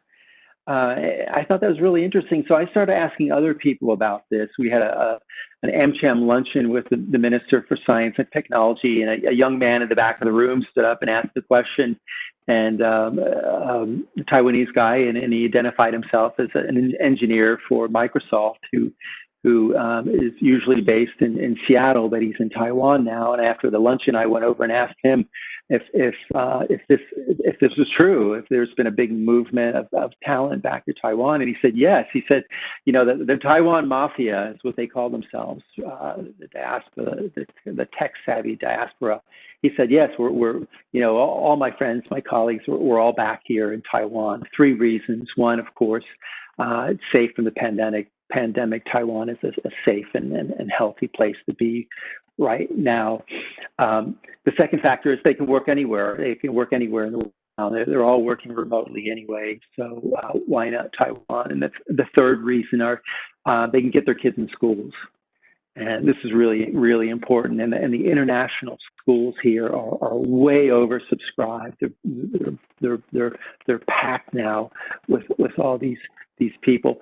So at the same time, the question is, what's going to happen to these people? Are they going to stay once the pandemic is over? Are they going to disperse back? I recently had a conversation with James Min. He's the CEO of Taiwan Mobile, Taiwan Dagada. He has a long history with the startup community, and he also said yes, that's there's a deep pool of talent is forming because of these people are coming back, and at the same time, we have all these brilliant Taiwanese who are getting ready to go to the United States for graduate school, and they're deferring their year. So that talent is pooling up. So you have all these people now forming this deep pool. So this is going to be really interesting to watch. See if Evan made an interesting point about the lack of internationalization with the startup scene. It'll be really interesting to see if this really becomes kind of a pivot point for Taiwan. At the same time, all this is happening. You're seeing a lot of talent coming from Hong Kong and also from China. I was having lunch with a friend of mine who is in the talent recruitment business, and he was telling me, Bill, I have this thick file now full of really impressive Taiwanese professionals who traditionally would be looking for roles in Shanghai or Beijing. But he said that the China brand has taken a big hit now, and he said it's people just it's not worthwhile now to work in China just for the money anymore. So they're here. They're willing to take a salary cut for cost of living, be closer to their family, and enjoy the quality of life in Taiwan. So this is kind of, it's going to be interesting to see what happens with this talent. Jamie Lin mentioned to me he thought about 20% of these really brilliant tech savvy people from the Taiwan mafia were going to stay in Taiwan. He said these are international people anyway; they're always moving around. But he thinks Taiwan will be one of their global bases that they'll be using. So it's going to be interesting to watch this. Finally, let me move on to the third point about the that's been recently announced, the Taiwan-U.S. Economic and Commercial Dialogue. Still a lot of questions about what this is going to look like, what's going to happen with this. As Rupert mentioned earlier, USTR still really isn't on board, and it's crucial for them to be involved with this. It's going to be it's going to be interesting to see how this plays out. One thing that's interesting. So. I think it's very good news that Keith Krach is going to be kind of the leading this initiative from the U.S. side. Keith Krach, Undersecretary of State for Economic Growth, Energy, and the Environment. I had an anecdote to share about Keith Krach. Last November, U.S. Commerce Department held a forum in Bangkok, Bangkok, Thailand. It was called the Indo-Pacific Business Forum, and all the different countries in Asia, the U.S. embassies were encouraged to try to get a delegation of business leaders together from their countries. And AIT did a good job putting together a group of leaders from Taiwan, and they went to this. And Keith Krach was there, and Keith Krach came and met with the Taiwanese delegation on the sidelines. And he really connected with them really well. He shared a story about how when he was an undergraduate at Purdue, his roommate was from Taiwan. And not only was this guy the most brilliant guy he's ever met in his life, he's also the kindest person he's ever met. So he had this really great connection with the Taiwan delegation. And he also displayed a very deep affinity for Taiwan. So I think the administration did a good job of picking him to lead this initiative. And it's going to be interesting to see what he's going to do. So I'll just kind of wrap up here. So, in summary, it's an exciting time with Taiwan, with all this investment flowing back with pork and beef and prospects there. But, there are still a lot of kind of worrisome kind of restraints on growth here with labor, talent, energy, land. But the talent is flowing back to Taiwan during the COVID pandemic. We'll have to see what happens with that. The upcoming U.S.-Taiwan economic dialogue I think has a lot of potential. But again, we got to get USTR on board, and Rupert's organization is doing a fantastic job driving that campaign. So thank you very much.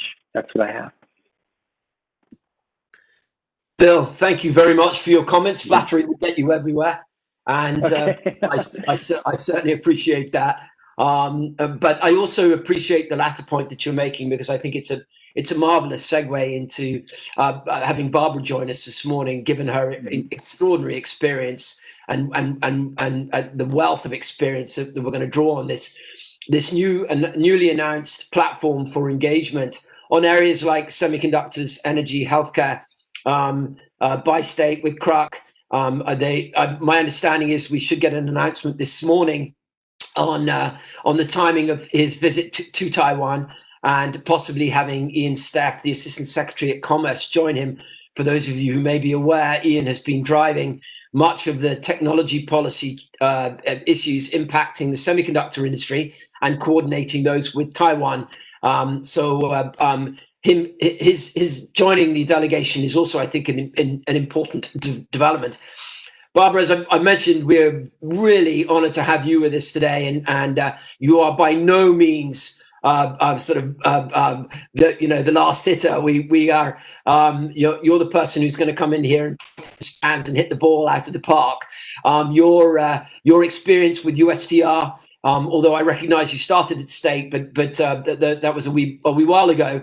But really, your expertise and your seniority at USTR, both in managing a portfolio as well as chief negotiator more recently, puts you in an excellent position, in my view, to sort of comment on how you see now, with a little distance between you and USTR, now that you're at Rock Creek, how you see the trade relationship. What are the challenges? Perhaps some insights into institutionally what sort of boundaries USTR might be grappling with, and what other thoughts you may have about the prospects for the bilateral relationship now that Taiwan has made the first move. So Barbara, over to you. Thank you so much.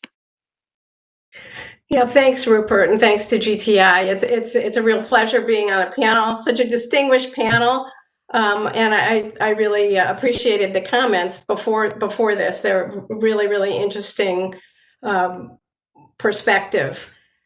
I am actually very excited to be addressing this topic. It is extremely timely, and given everything that's happened over the last several months. So I wanted to start by reviewing the state of play in the trade relationship and these calls for trade negotiations. I'd like to give you my assessment of whether negotiations will be launched, and then to look ahead at next steps.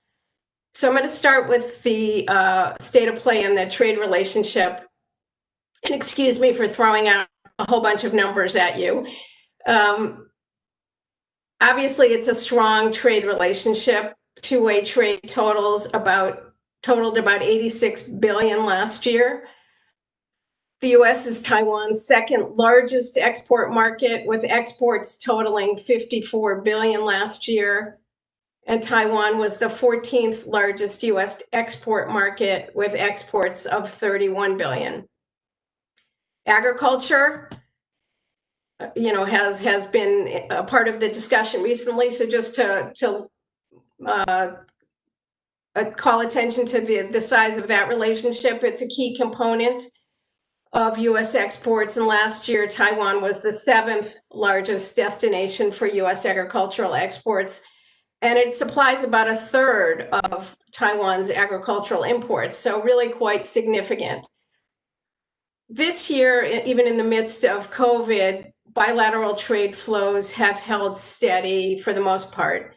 And US exports were 17.4 billion through July, and imports from Taiwan to the US were 33 billion. So sorry to throw all those numbers out at you, but just wanted to level set and point to the importance of that trade relationship. But if you're not doing the math as I throw all of that out, I wanted to also point out that there's an imbalance in the two-way flows that leaves the US with a goods trade deficit of 15.6 billion so far this year. And that is the 9th largest trade deficit of any country. And to remind you, with this administration, focus on trade deficits being in the top 10 is really not a good thing. And I think has probably drawn a bit of attention within the administration. And as you all have pointed out, the two sides have not had significant formal trade discussions in the past many years. The last even TIFA, the Trade and Investment Framework Agreement, bilateral trade dialogue that was held already goes back to 2016. So I think there's a lot of context, there's a lot of travel back and forth, but there isn't, there hasn't been really formal efforts at raising the level of discussion in a formal TIFA dialogue for several years. So I think that's why this year, when things change, there's been quite a lot of attention on this. So when President Tsai, following the re-election of President Tsai, I think there was a lot more interest in where can we take this trade relationship, and calls for looking at a bilateral trade agreement. So let me stop and just review what the developments were in the discussions about a bilateral trade relationship, and you've pointed to things that have taken place by both administrations. But let me start with Congress, because I think Congress has itself really pressed hard for a long time, and especially intensified its calls this year. Last December, you had 161 members of Congress send a letter to USTR to call for work toward beginning bilateral trade negotiations. Then when the Taiwan Act entered into force in March, it called on USTR to consult with Congress on opportunities for strengthening trade and economic relationships, sort of continuing the drumbeat that you're hearing from Congress. When HHS Secretary Azar went to Taiwan in August, and there was a lot of fanfare surrounding that visit and the importance of that visit as the most important high-level visit since the 70s. President Tsai took that as an opportunity to push for a trade agreement, and she said, lamented that closer trade relations had been hindered by what she termed as technicalities that account for a small fraction of bilateral trade, and talked about the importance of economic linkages and supply chain security, and I think made a real push during that set of meetings. As Rupert noted at the outset, USTR has responded. Well, after that visit, USTR responded by saying they certainly wanted closer ties, but Taiwan's quarantine requirements for pork and beef stood in the way. So sort of the same kind of comments that we've heard from trade officials for a long time. And then unexpectedly, when Taiwan decided to lift pork and beef restrictions, the State Department was the one that responded enthusiastically. Like, Taiwan basically called USTR's bluff, and the State Department was the US agency that responded. Secretary Pompeo immediately tweeted welcoming the news and saying the move opened the door for greater economic and trade cooperation. And then Undersecretary Stilwell gave a speech immediately following this. I think it was already scheduled, but he welcomed the move and the cooperation between the US and Taiwan, talking about technology cooperation and other issues, but also used the opportunity to announce that new economic dialogue and to applaud Taiwan's move on beef and pork. You saw Congress jump in and say they supported State's announcement for the dialogue. They urged the visit by Undersecretary Kroc. But interestingly, as Rupert said, no word from USTR on the announcement on beef and pork, and actually no word from USDA. And both of those agencies would normally be very, very quick to respond and tout the progress that had been made, and they were both silent. And then you saw the word from China that just on Monday urging the US not to go ahead with, to stop all official exchanges between the US and Taiwan, to not damage US-China relations. I think those comments were completely unsurprising to anyone, but I would point out the parallels to when China made a similar warning to Australia back in 2018, when Australia was negotiating with Taiwan for a free trade agreement. China warned Australia that the deal would hurt relations with China, and the negotiations have been shelved since then. So I think it's part of a pattern of China stepping in when it sees relations between important partners moving too quickly. So to the important question as to whether we're going to see an FTA, I think given the events of the last several months, and sort of this crescendo of discussions and interest by both sides, you might expect to see word out of both sides that they're moving in that direction. And I hate to be a skunk at the garden party here, but I actually don't see US-Taiwan FTA likely in the near term. And I will caveat that by saying that the Trump administration often takes actions that confound my predictions. So I'm looking at it as a trade negotiator, and just with the issues before us, my view is that it's not likely, and there are a number of reasons for that. The first is, even though the Trump administration has said that it favors bilateral trade deals, if what we're looking at is a comprehensive FTA under Trade Promotion Authority, it's kind of late in the administration to get something like that started. And if the Trump administration wins re-election, then they might want to pursue bilateral trade deals, but it's not clear at this point that an FTA with Taiwan would be the priority.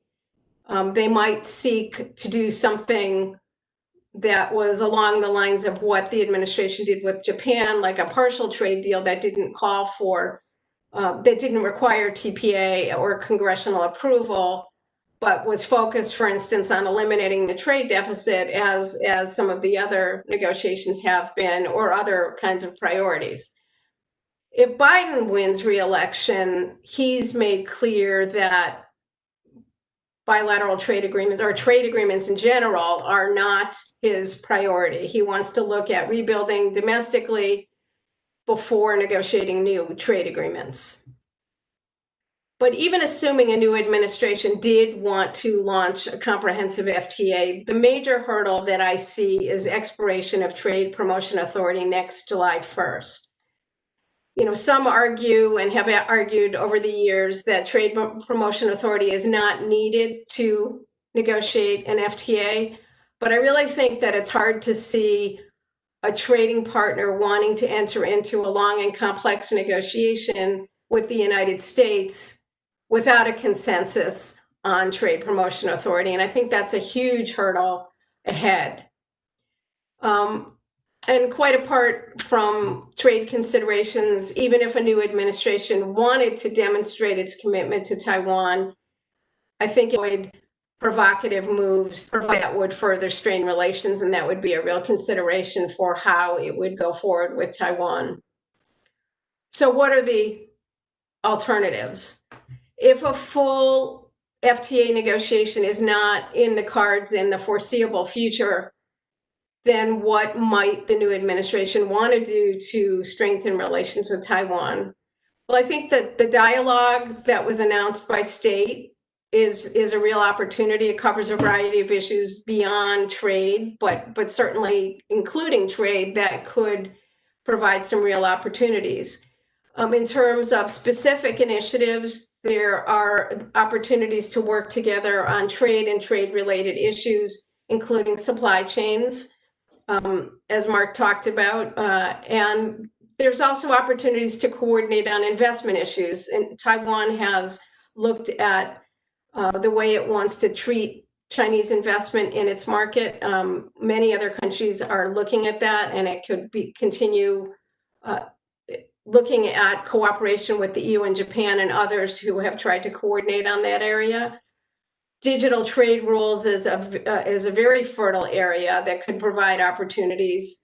The US has negotiated bilateral digital trade agreements with other countries, most recently with Japan. And if you look at the strong chapter that exists in USMCA, that could be an area where the two sides look to negotiate rules, or at least common approaches for what they want to do on emerging digital trade rules.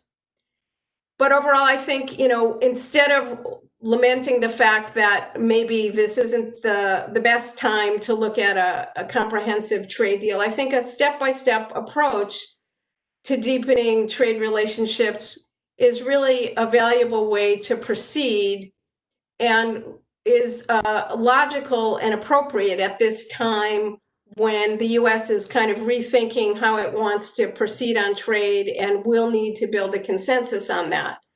And I think it's a kind of more realistic path at this point, given the fraught geopolitical environment. So I think there are real opportunities here, but we want to think about, the two sides want to think about how to do this in a way that allows for resilience in the relationship, allows the two sides to build and deepen the relationship in a way that can be sustained. So let me stop there, and I look forward to the Q's and A's. Barbara, thank you so much. And to our audience and participants, that's why it's so valuable to have an insider like Barbara explaining to us what she feels and how mechanisms work and how USTR as an institution may consider a breakthrough in bilateral relations like the one we've just experienced. I've got some good questions sitting in the chat room, so I think we'll get into those. I've certainly got some of my own, but thank you to all the panelists. I think we'll start with Russell's question. We have one from the boss, which I think is a good tone setter for our Q&A, and one perhaps each of you may have something you wish to say on. Russell's question is, what should be the top 3 priorities for the new US-Taiwan economic and commercial dialogue that the State Department announced at Assistant Secretary Stilwell's speech at the Heritage Foundation? What 3 priorities? It doesn't have to be 3, but what priorities would each of you like to see? Just pop your hand up if you will, and I'll call on you in case all 4 of you try and start speaking at once. Anybody would like to start? Bill, Mark, why don't you kick us off here? Naturally, as one would expect, I would advocate a priority would be a bilateral committee, senior level, on supply chain security and defense industrial cooperation. I'm not sure if that necessarily fits in with an economic sort of framework, but among other issues, it could include things like ensuring synchronization of our technology standards. I think that's increasingly important. I would say doing things that would be similar to the old Science and Technology Advisory Group, or STAG for short, in which we had just giants in the field. Started off, of course, with the president's science advisor, who went over and led assessments in looking at Taiwan's technology issues, and then followed up by having the STAG, which consisted of about 50% Americans, about 50% from Taiwan, and included some luminaries in the field, including Morris Jong and a whole range of others. But I would put that as a top priority. Would any of our other panelists? Yes, Barbara, please. I think I second Mark's idea, but I also think, as I said, that there's an important area for cooperation is on digital trade. There's a range of issues that the two sides need to discuss and have to advance in terms of cooperation, and ranging from ways to promote innovation in next generation technologies to things like privacy, where we should have a common approach and ways we can work together. I forgot who it was now that mentioned the APEC CBPR. I think that's one area where the two have cooperated, but there's such a wide range of areas that the two sides should try to stay on the same page on, in order to ensure that as the economic relationship gets closer, it isn't damaged by the fact that we're taking kind of a different approach on these kinds of issues that are important to being able to ensure that the growth can continue. The other area that I would throw out is healthcare, just because there's so much activity there and there's so many opportunities, and Taiwan has taken a lead, especially in the wake of COVID. So it would be a shame not to capitalize on that opportunity at this particular time. Evan, and then Bill. I would second and third some of the motions. I think on Barbara's, the reference to healthcare, as I said in my presentation, gets you into data because of high quality healthcare related databases in Taiwan. So the opportunity for clinical stuff. So I'd say my number one would be digital trade and data governance. I think data governance, particularly in the Asia Pacific region, is moving toward fragmentation, not integrated standards. You remember that Prime Minister Abe had a G20 initiative, the so-called Osaka initiative on data. Countries like India and Indonesia refused to sign up. In fact, Indian data standards are diverging. So at a time of fragmentation around data, it would be good for Taiwan and the US, and by extension, Japan and others to be moving in a similar direction. A second would be, and this was the thrust of what I said earlier, things to enhance the talent pipeline. This includes educational exchanges, but also mentorships. And then the third would be investment diversification. So as I said, it's not just big companies like the Microsofts, the Googles, the Hubs, but also to attract more startup and smaller scale investment in growth industries. Yeah, well, digital economy was at the top of my list as well as healthcare. There were so many issues involved with medical devices and pharma that need to be worked on. So that's what was really top of mind for me. Thank you all excellent suggestions. I mean, the obvious advantage of this new platform is that we're dealing with a blank slate here that can be filled in based on what we feel is important now, as opposed to inheriting a number of legacy issues that have real history, but are more complicated in respect to the start point. And I must admit, on my own personal views, I'm particularly interested in how this platform can focus in on supply chain security. The semiconductor industry is a point of parochial interest because of the US-Taiwan Business Council's membership and the work that we do in that area. But by no means is it one of exclusive interest. Our panelists have pointed out that there are other areas of real value here. And I must admit, I'm fascinated to see how this evolves. And also an appeal, if there are any State Department officers involved in this watching right now, that there'd be good access for the US business community to offer thoughts and engagement on what is done.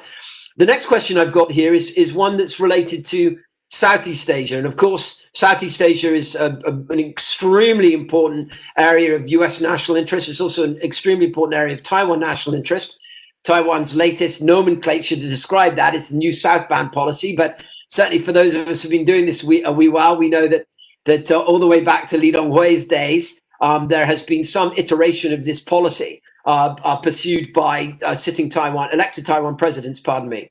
So the question for all panelists, but Barbara, I think perhaps if I may press you, I'd like to ask you to start with a response. But given that you have some background and real experience in Southeast Asia, how could Taiwan's new southbound policy mitigate the economic security, especially in terms of supply chains and trade diversification? So in other words, as Taiwan, as was pointed out earlier, the data is quite clear. There is a significant investment shifts for Taiwan investment flows out of China back into Taiwan primarily, but also some of that money is going down into Southeast Asia.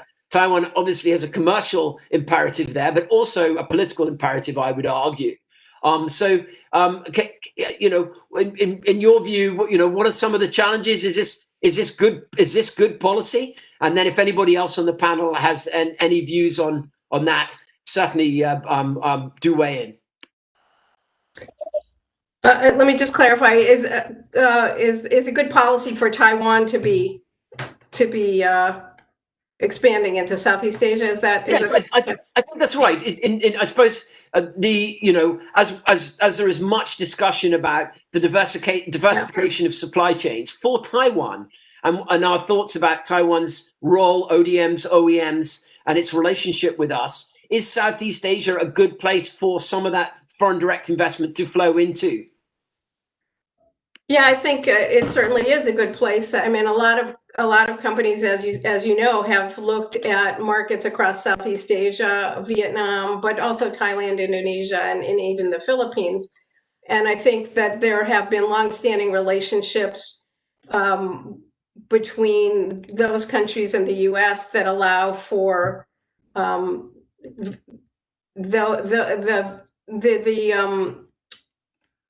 growth of these relations to continue. But I think, the areas that have been of concern to me as I watch the flow of investment to Southeast Asia has been the increase in the trade deficits with some of those countries, and the attention that that's gotten by the Trump administration. So I think in terms of, if you're now seeing the flows move from China to Southeast Asia, is that going to become a source of attention in either a second Trump administration? I think probably much less so in a Biden administration. But also, going back to the point that Evan made about digital fragmentation, depending on what it is that's moving from Taiwan to Southeast Asia, but especially if it's some kind of tech investment, is the kind are the rules that are being established in these countries going to allow for a smooth flow of trade, and raise any kinds of concerns about establishing in a country that might take a different approach on some key tech issues. I think just they're good markets, and they have been very welcoming to investment, and I think good markets to look at as potential destinations. But we want to make sure that they're keeping in line on issues that we see as important to the U.S., like digital governance. The second thing that I would say is that many discussions in the U.S. have looked at trying to bring supply chains closer to this hemisphere, bring them back to this hemisphere. So there is some interest in it, and it will be interesting to see where that goes if the new administration, whether it be Trump or Biden, tries to encourage relocation of supply chains closer to the U.S., which would then have implications for what people are thinking about in terms of Southeast Asia. Barbara, thank you. I really like this, the trade deficit issue. I really do. And the point that you've made about the political nature of that, particularly for Mr. Trump and his colleagues, it is noteworthy that as these investment flows from Taiwan have been redirected back into Taiwan, as Bill so eloquently noted, Taiwan's trade deficit is ticking back up again. And that has shifted as well, but given that the numbers are so much larger in China, it's harder to track. Mark, I think you wanted to weigh in, please. Yes, Rupert, just one quick note. Southeast Asia is a pretty broad space. I would focus on prioritizing one particular country, and that's the Philippines. Not only due to geographic proximity to Taiwan, but because of what Beijing authorities are doing in the country in terms of significant investment and a whole range of other issues that they're doing in the Philippines. In my view, the Global Cooperation and Training Framework, which is a fantastic initiative, could be expanded, for example, to encourage either governmental level or dialogues between Taiwan, the Philippines, and the United States, with the United States sort of promoting Philippines as a priority. And it doesn't include just economic security, but also includes a whole range of other issues, to include election integrity, media integrity, and a whole range of other issues. So I would highlight that. Thank you, Mark. Evan. I was going to just say, I agree with all that's been said. I think the challenge with diversifying supply chains is twofold. First, it's that mainland China has a very unique, particularly hardware ecosystem in places like Shenzhen, right? The story in a place like Shenzhen, it's not really low-cost labor. It's if you want to prototype, tweak, and turn out a hardware product on a very short production cycle, there's a unique hardware ecosystem in China for that you don't have in a place like India, for example. So it doesn't swap in easily. So at a high level of abstraction, the answer to your very direct question is the policy makes sense, but you have to get very granular in terms of industry dynamics. My favorite example is India, for example, because a lot of people talk about India as an alternative. India has a Make in India policy that's designed, as Barbara knows, to bolster manufacturing. But the last government in India, the UPA2 government, also had a national manufacturing policy that was supposed to take manufacturing from 16 to 25% of GDP. But in the event, manufacturing actually shrank as a share of GDP, because ultimately it's not about having a manufacturing policy, it's about getting factor policies right, land policy, labor policy, and so on. And there isn't really a national ecosystem for that in a place like India. So when you do a supply chain stack of the alternatives, India, Indonesia, Thailand, Vietnam, they stack up differently, and it isn't easy to swap in for China.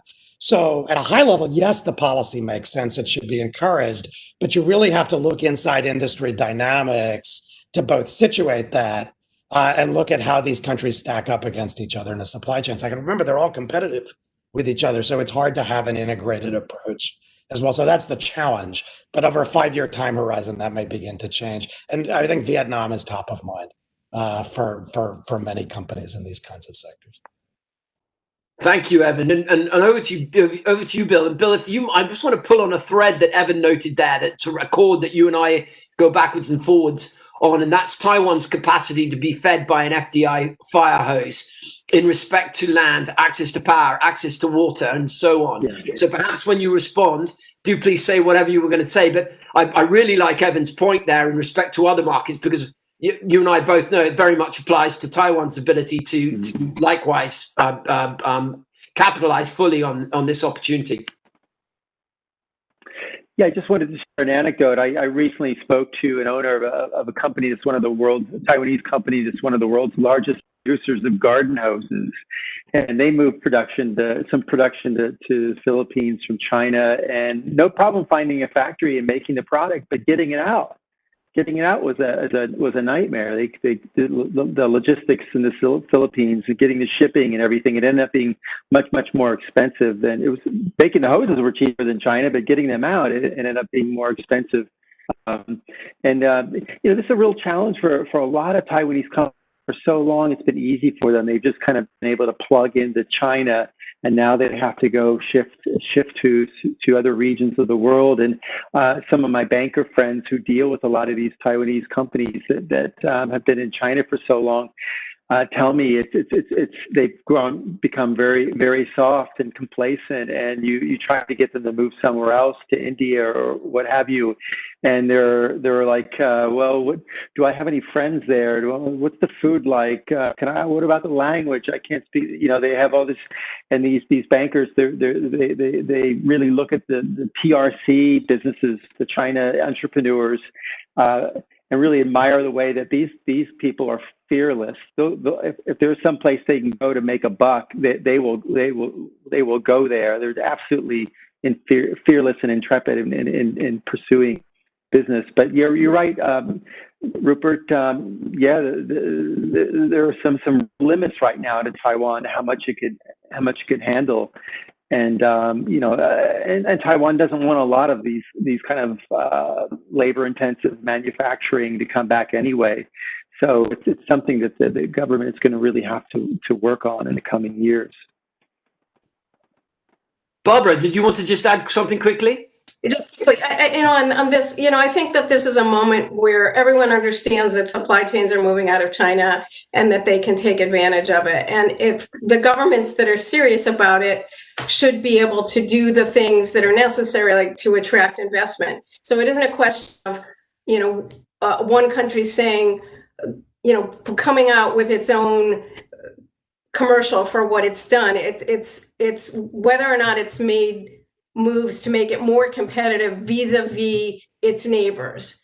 And so in that regard, it should provide some leverage for Taiwan or other countries that are looking to move supply chains, because it is a limited time opportunity, or somewhat limited time opportunity. But it doesn't seem as though some of the governments in Southeast Asia have moved as quickly as possible to take advantage of that opportunity, including even, I think, the Philippines. Russell, thank you, Barbara. Russell, forgive me, because we've got such a great panel. I'm going to squeeze one more question in, and I'm looking at everybody on the next panel. I know them all well. Hopefully, I'll just beg forgiveness if we run over just a couple of minutes.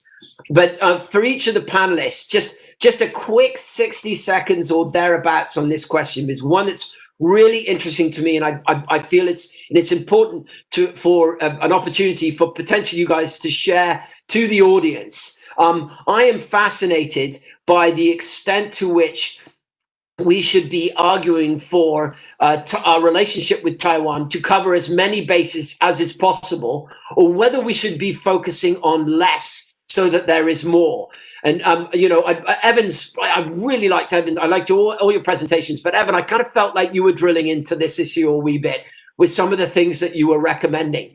Is it better for Taiwan to position itself as a partner of the United States by focusing in on perhaps just a couple of things? Maybe it's AI, maybe it's IoT, or both, as opposed to distributing finite resources more broadly over many things. Just really, really quickly, Barbara, Evan, Mark, then Bill, in that order, if you could just give us your impression on that issue. Yeah, I think less is more. I think if something concrete is achieved on a subset of issues, you can build on that better than having a laundry list that's meaningless. Evan? Yeah, I tend to agree. First, because if you even look at the legacy with semiconductors dominating an industry as the pace setter in that industry and the dominant technology player has been very much to Taiwan's advantage. So if you think forward, the same thing can be the case. When I look around the world and I look for an analogous situation, look at a place like Israel, for example. Lives in a nasty neighborhood, not a very large country, but has managed to make cyber, for example, a niche strength by focusing on a combination of niche and specialization. So that's the kind of thing that I think, particularly when there's short bandwidth or narrow bandwidth, can be a big advantage for Taiwan. So that's where my inclination is as well.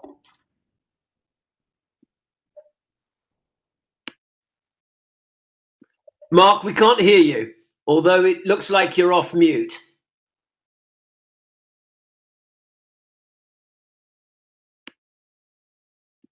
Bill, why don't you go ahead while Mark is working his technical issues?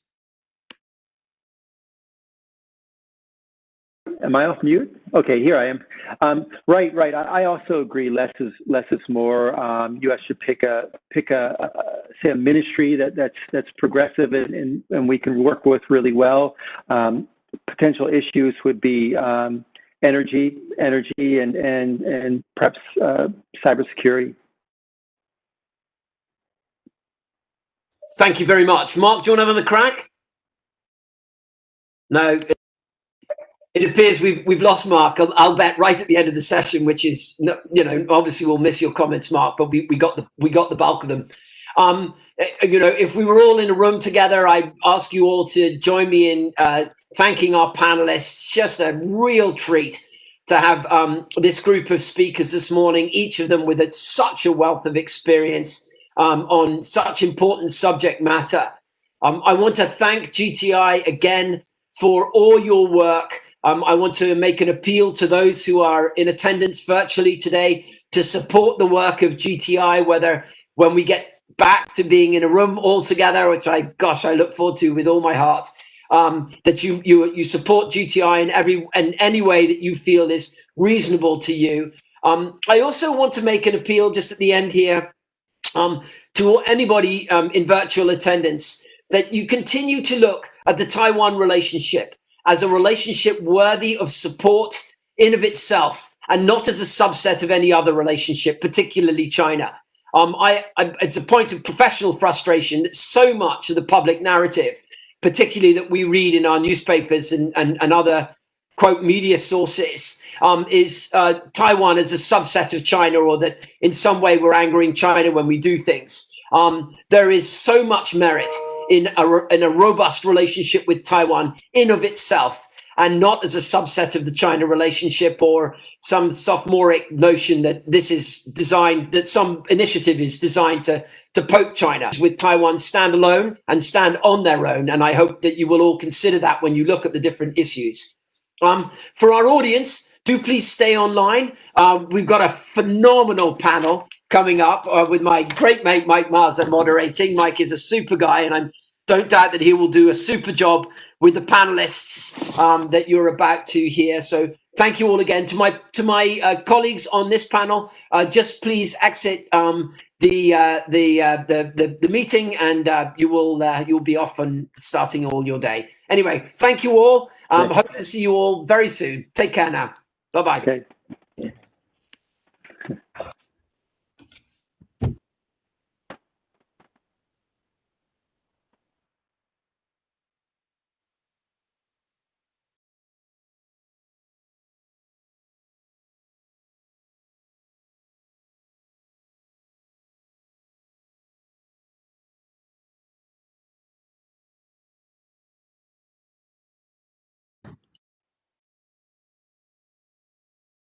Hey everyone.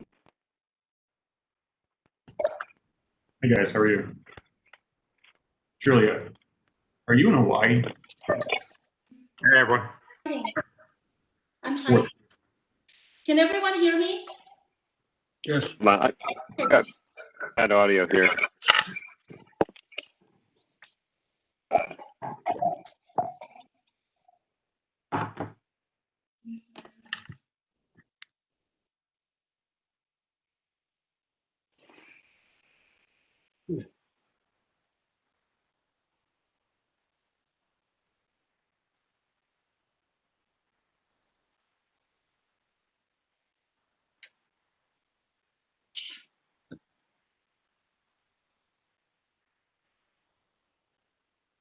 All right, good morning everybody. We are ready to get going here for our last panel of the day. Thank you for joining us. Really excited to get to moderate this panel full of smart people who I'm eager to listen to.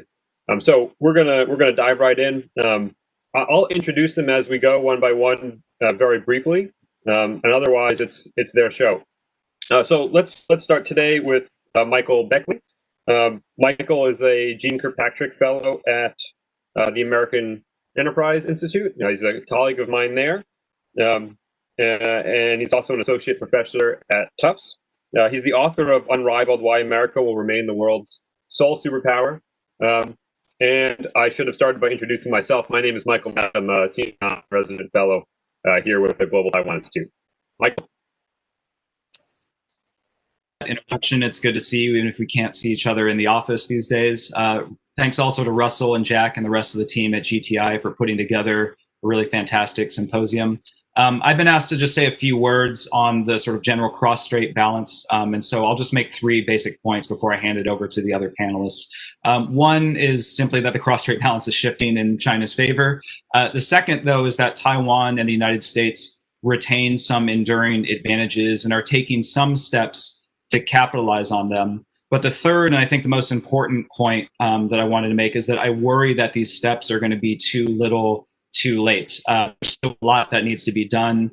And unfortunately, there's some major political, social, and fiscal barriers to moving forward. And overcoming those obstacles is going to require really major national conversations in both countries and a lot of political work in both countries. So I'll just go through these 3 points very quickly. The first, as I think a lot of people just agree with and assume, is that the balance is shifting in China's favor. We've just seen the most recent Pentagon report come out, and more than 1,000 missiles pointed at Taiwan and U.S. bases in the region. The largest Navy, new massive amphibious ships that can carry dozens of helicopters, a tripling in the size of the Marine Force, the largest Coast Guard, the largest air forces in the Indo-Pacific, and this air defense system that is assessed to be able to extend to roughly 300 nautical miles from China's coast. And so these are like the well-known facts, but there's also a number of X factors that people are looking into, as whether there have been acoustic breakthroughs that make Chinese submarines a lot more capable than they used to be, or long-range rocket launchers that could help blanket Taiwan in any kind of conflict. So it's all very alarming. At the other hand, and the second point, which I think is that Taiwan's enduring advantages can hold for now, because at the end of the day, the Taiwan Strait is just really treacherous for massed forces. There's only a few months where an invasion could occur. There's only a dozen or so beaches where an invasion could land. We're in a precision strike era. Invasion or blockade forces have trouble evading modern sensors and missiles and mines. And I think we shouldn't forget that even though the PLA has a lot of fancy new hardware, it's this massive force, it still has a number of software bugs in it. So by most assessments, it's riddled with corruption. It's currently stretched very thin by a number of border defense and homeland missions, and it still, of course, has no combat experience. So history at least would suggest that Taiwan should remain highly defensible, just given the difficulty of the missions China would confront in order to exercise its coercive options. And everyone basically knows all of these things that I've just talked about, and there's a surprising amount of agreement about what Taiwan would need to do to exploit these advantages. I mean, basically every report I've ever seen says basically the same things, that Taiwan needs essentially two militaries. It needs a smaller force of advanced platforms for sea and air interdiction, and then it needs a larger force to defend the homeland, with lots of mobile missile launchers and armed drones and mines, and an army that can surge to any beach anytime, backed by a massive reserve, and then just a huge stockpile of food, fuel, and water and shelters for a population that vitally has been psychologically prepared and trained to ride out what could be a very protracted and bloody conflict. And so, everyone that I talk to seems to know all this, just like everyone knows that the United States needs to disperse its basing structure in Asia and, flood the region with long-range precision fires. And there has been, of course, important progress towards realizing all of these goals. Taiwan's new defense concept, the United States bringing new bases and long-range missiles online, building submarines with more payload capacity, et cetera. But I think there's good reason to worry that this could end up being too little, too late, without us pushing on the accelerator. Because at the end of the day, both militaries are still centered on expensive, large signature platforms operating from vulnerable bases. And, so while it's great that Taiwan is going to be increasing its defense budget by 10%, a lot of that money is going to be gobbled up by indigenous ships and submarines that are going to take a while to come online, fighters that, may not make it off the ground in a major conflict, tanks that can't easily maneuver on beaches or jungles or in cities. The transition to the all-volunteer force, I think we're suffering from the way that it's been carried out, because it's hollowed out the reserves with conscription, limited to 4 months, and people only being called up, a few days every couple of years. As far as I know, recruits are really only getting about 5 weeks of basic training and aren't doing really any field exercises or combat readiness training. And so, there's been a number of articles with anecdotal evidence piling up that troops lack basic tactical knowledge and have only fired a few clips of ammo in their entire experience. And I think that the biggest problem, and the one that actually doesn't get talked about nearly enough, is how the logistics forces have been cut severely. I recently saw a very shocking statistic that in the US military, the ratio of soldiers to maintenance and management workers is roughly 2 to 1. So you have this big tail to support the tooth. In Taiwan, the ratio is something like 20 to 1. And so that means basic routine maintenance on everything from tanks or Humvees or fighters isn't performed at a very high rate. I've seen evidence that suggests mission capable rates across different forces are somewhere between 60 to 80%. And that then, of course, means soldiers can't train as often as they need to. Pilots can't fly more than 10 hours a month because the military has to keep its hardware locked up, like my grandma's best china, in order to avoid, accidents and conserve ammo. And we've obviously seen a number of alarming accidents just over the last couple of years. So my worry is that, the overall result is a military that is less capable than it looks on paper and is not fully capitalizing on the geographic and technological advantages that are going to be absolutely vital in any conflict with China. And, everyone knows this. And in some ways that actually makes the problem worse, because it leads to low morale, both among the forces as well as the civilian population. I can't tell you how many Taiwanese I've met that just assume they don't have much of a chance in a war against China. So I worry that that kind of thinking can become more pervasive. All of these problems are solvable, at least in theory. But here's where I think there are political and social and fiscal barriers that need to be overcome. One is simply political. Democrat politicians in a democracy are just naturally going to be incentivized to overinvest in high prestige platforms and underinvest in boring things like logistics and manpower. Conscription is just going to be very unpopular. Ground forces are boring. F-16s are exciting, and they give the impression that a war can be won quickly and away from Taiwan shores. And voters, of course, will naturally gravitate towards that. And so it just becomes very hard for any elected leader to ask voters to pay, higher taxes for a bigger army, or to prepare themselves for what could be a protracted war, possibly even involving guerrilla fighting. And to get all that, you need some kind of societal buy-in to change that incentive structure. But that societal buy-in is itself going to be difficult to produce, because right now military service is viewed as generally a low status profession in society. And so that makes things like recruitment very challenging. And on top of all of this, I think we're going to have a fiscal crunch. The fiscal constraints on increasing military investment are just going to get worse in the wake of COVID, as well as the rapid aging of Taiwan society. And, all of these barriers also, are problems for the United States. Revamping to on straight is going to take a lot of money. But in the years ahead, it's actually going to be hard just to maintain the existing top line, let alone raise it now that the budget has been broken by COVID. We've also got, hyperpartisanship and just kind of a general apathy among the American public that I think makes firm commitments difficult. Half of Americans roughly say they oppose defending allies under attack, and half of Americans want to reduce U.S. forces in Asia. And this is after a decade of blatant rising Chinese aggression and repression. So we in the defense community think a tight bond with Taiwan is smart and is totally doable and it's defendable. But I think it's going to take a lot more than sort of fireside chats and really great articles and like War on the Rocks to get the public support you're going to need to make that bond sustainable. I do think there is a silver lining, namely that the Chinese Communist Party seems determined to do everything it possibly can to scare the hell out of everyone about China's rise and to really rally the free world against it. And so while that's all unnerving, it also provides an opportunity for both Taiwan and the United States to have these national conversations about the importance of containing Chinese aggression and to talk about really the kind of sacrifices that both societies will have to make in order to ensure national defense. So I think, this forum, the folks on this panel are helping to drive that conversation, but I think that we still have a long ways to go. So I'll leave it there. Look forward to the discussion. Thanks. Thank you very much, Michael. Now, we're going to move on to Bridge Colby. Now, Bridge is a co-founder and principal of the Marathon Initiative. He previously served as the Deputy Assistant Secretary of Defense for Strategy and Force Development. Bridge? Great. Thanks, Mike, and thanks to Russell and GTI for the invitation to participate.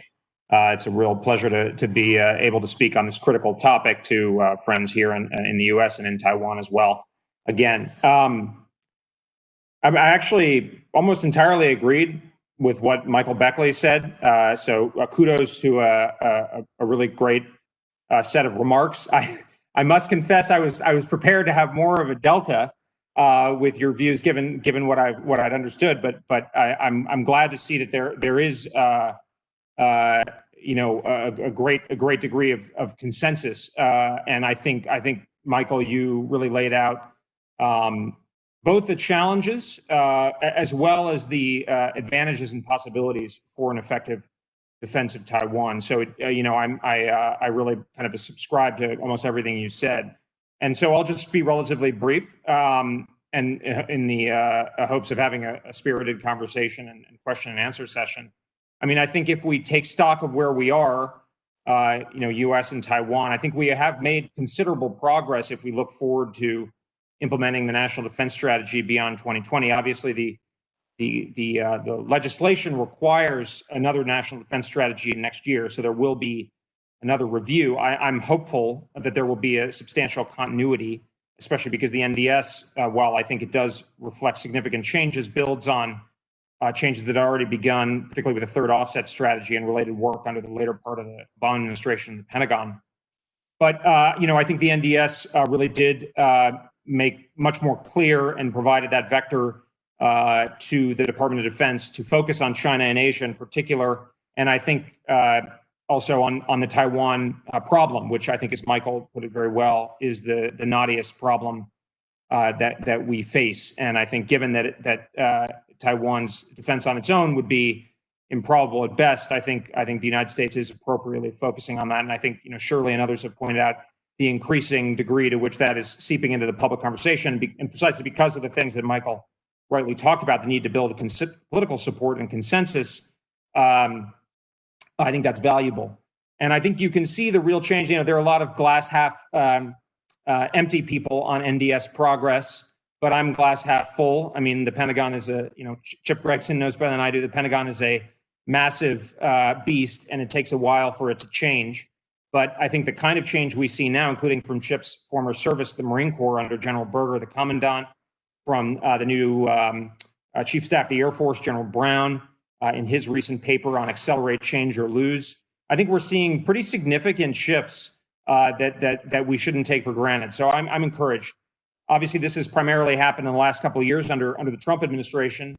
I can't say how a Biden administration would go, and I want to stay away from the partisanship, but I think there's at least reason to be hopeful if people like Michelle Flournoy are represented in the upper reaches, that there would be voices for this kind of continuity, in particular focused on Taiwan, as Michelle did in her important foreign affairs piece this past summer. So in this light, I think, again, reiterating something Michael was emphasizing, the key for Taiwan now, I think, is really to keep up the momentum. To quote Dave Ochmanek, this is a very, very difficult and sobering, but it is a tractable problem. But it's got to be both of us. Obviously, the U.S. brings exquisite and unique capabilities and scale that Taiwan can't, but Taiwan has, of course, location and hopefully resolve. But, for a long time, there was sort of a cliche that Taiwan wasn't doing anything. And I think particularly give credit to President Tsai, under her leadership, Taiwan has really started to move, both on the focus and the overall defense concept, but then also in spending. I mean, quantity has a quality all its own.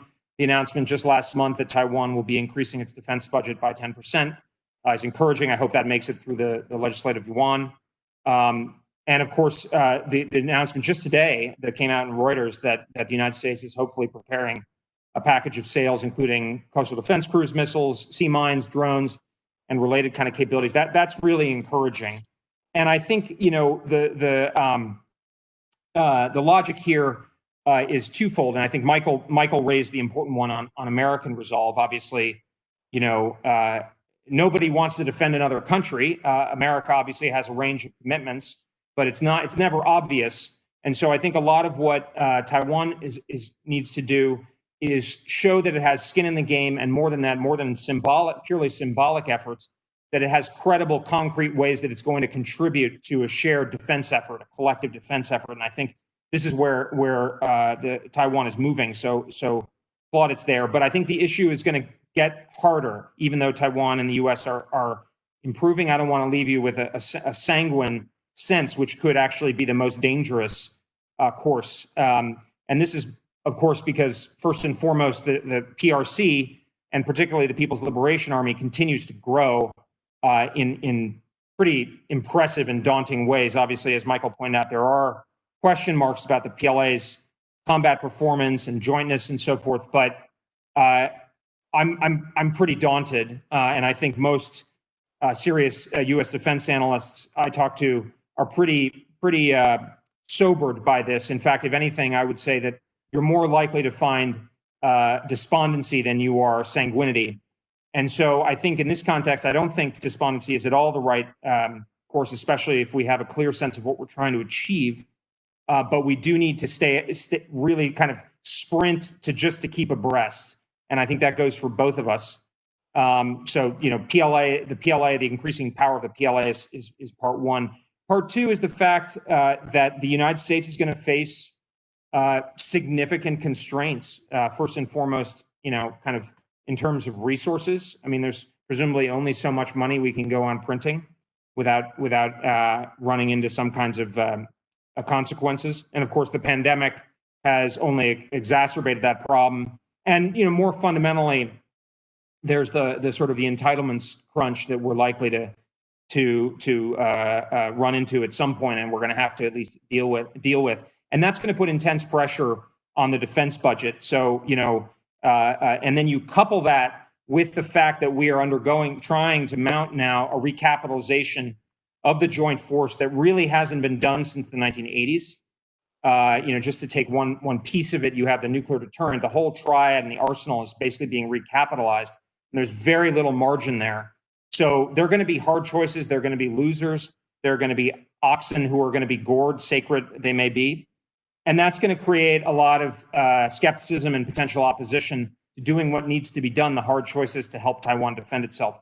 So in that vein, I think I really want to emphasize the importance of Taiwan continuing to not just lean forward, but sprint forward, and not in symbolic ways, but in credible, concrete ways. I think Americans see through purely symbolic actions or investments. And when I was in Taiwan last year, I did still hear a few people towing to that line. And I would really warn you that it's not going to fly, to be blunt.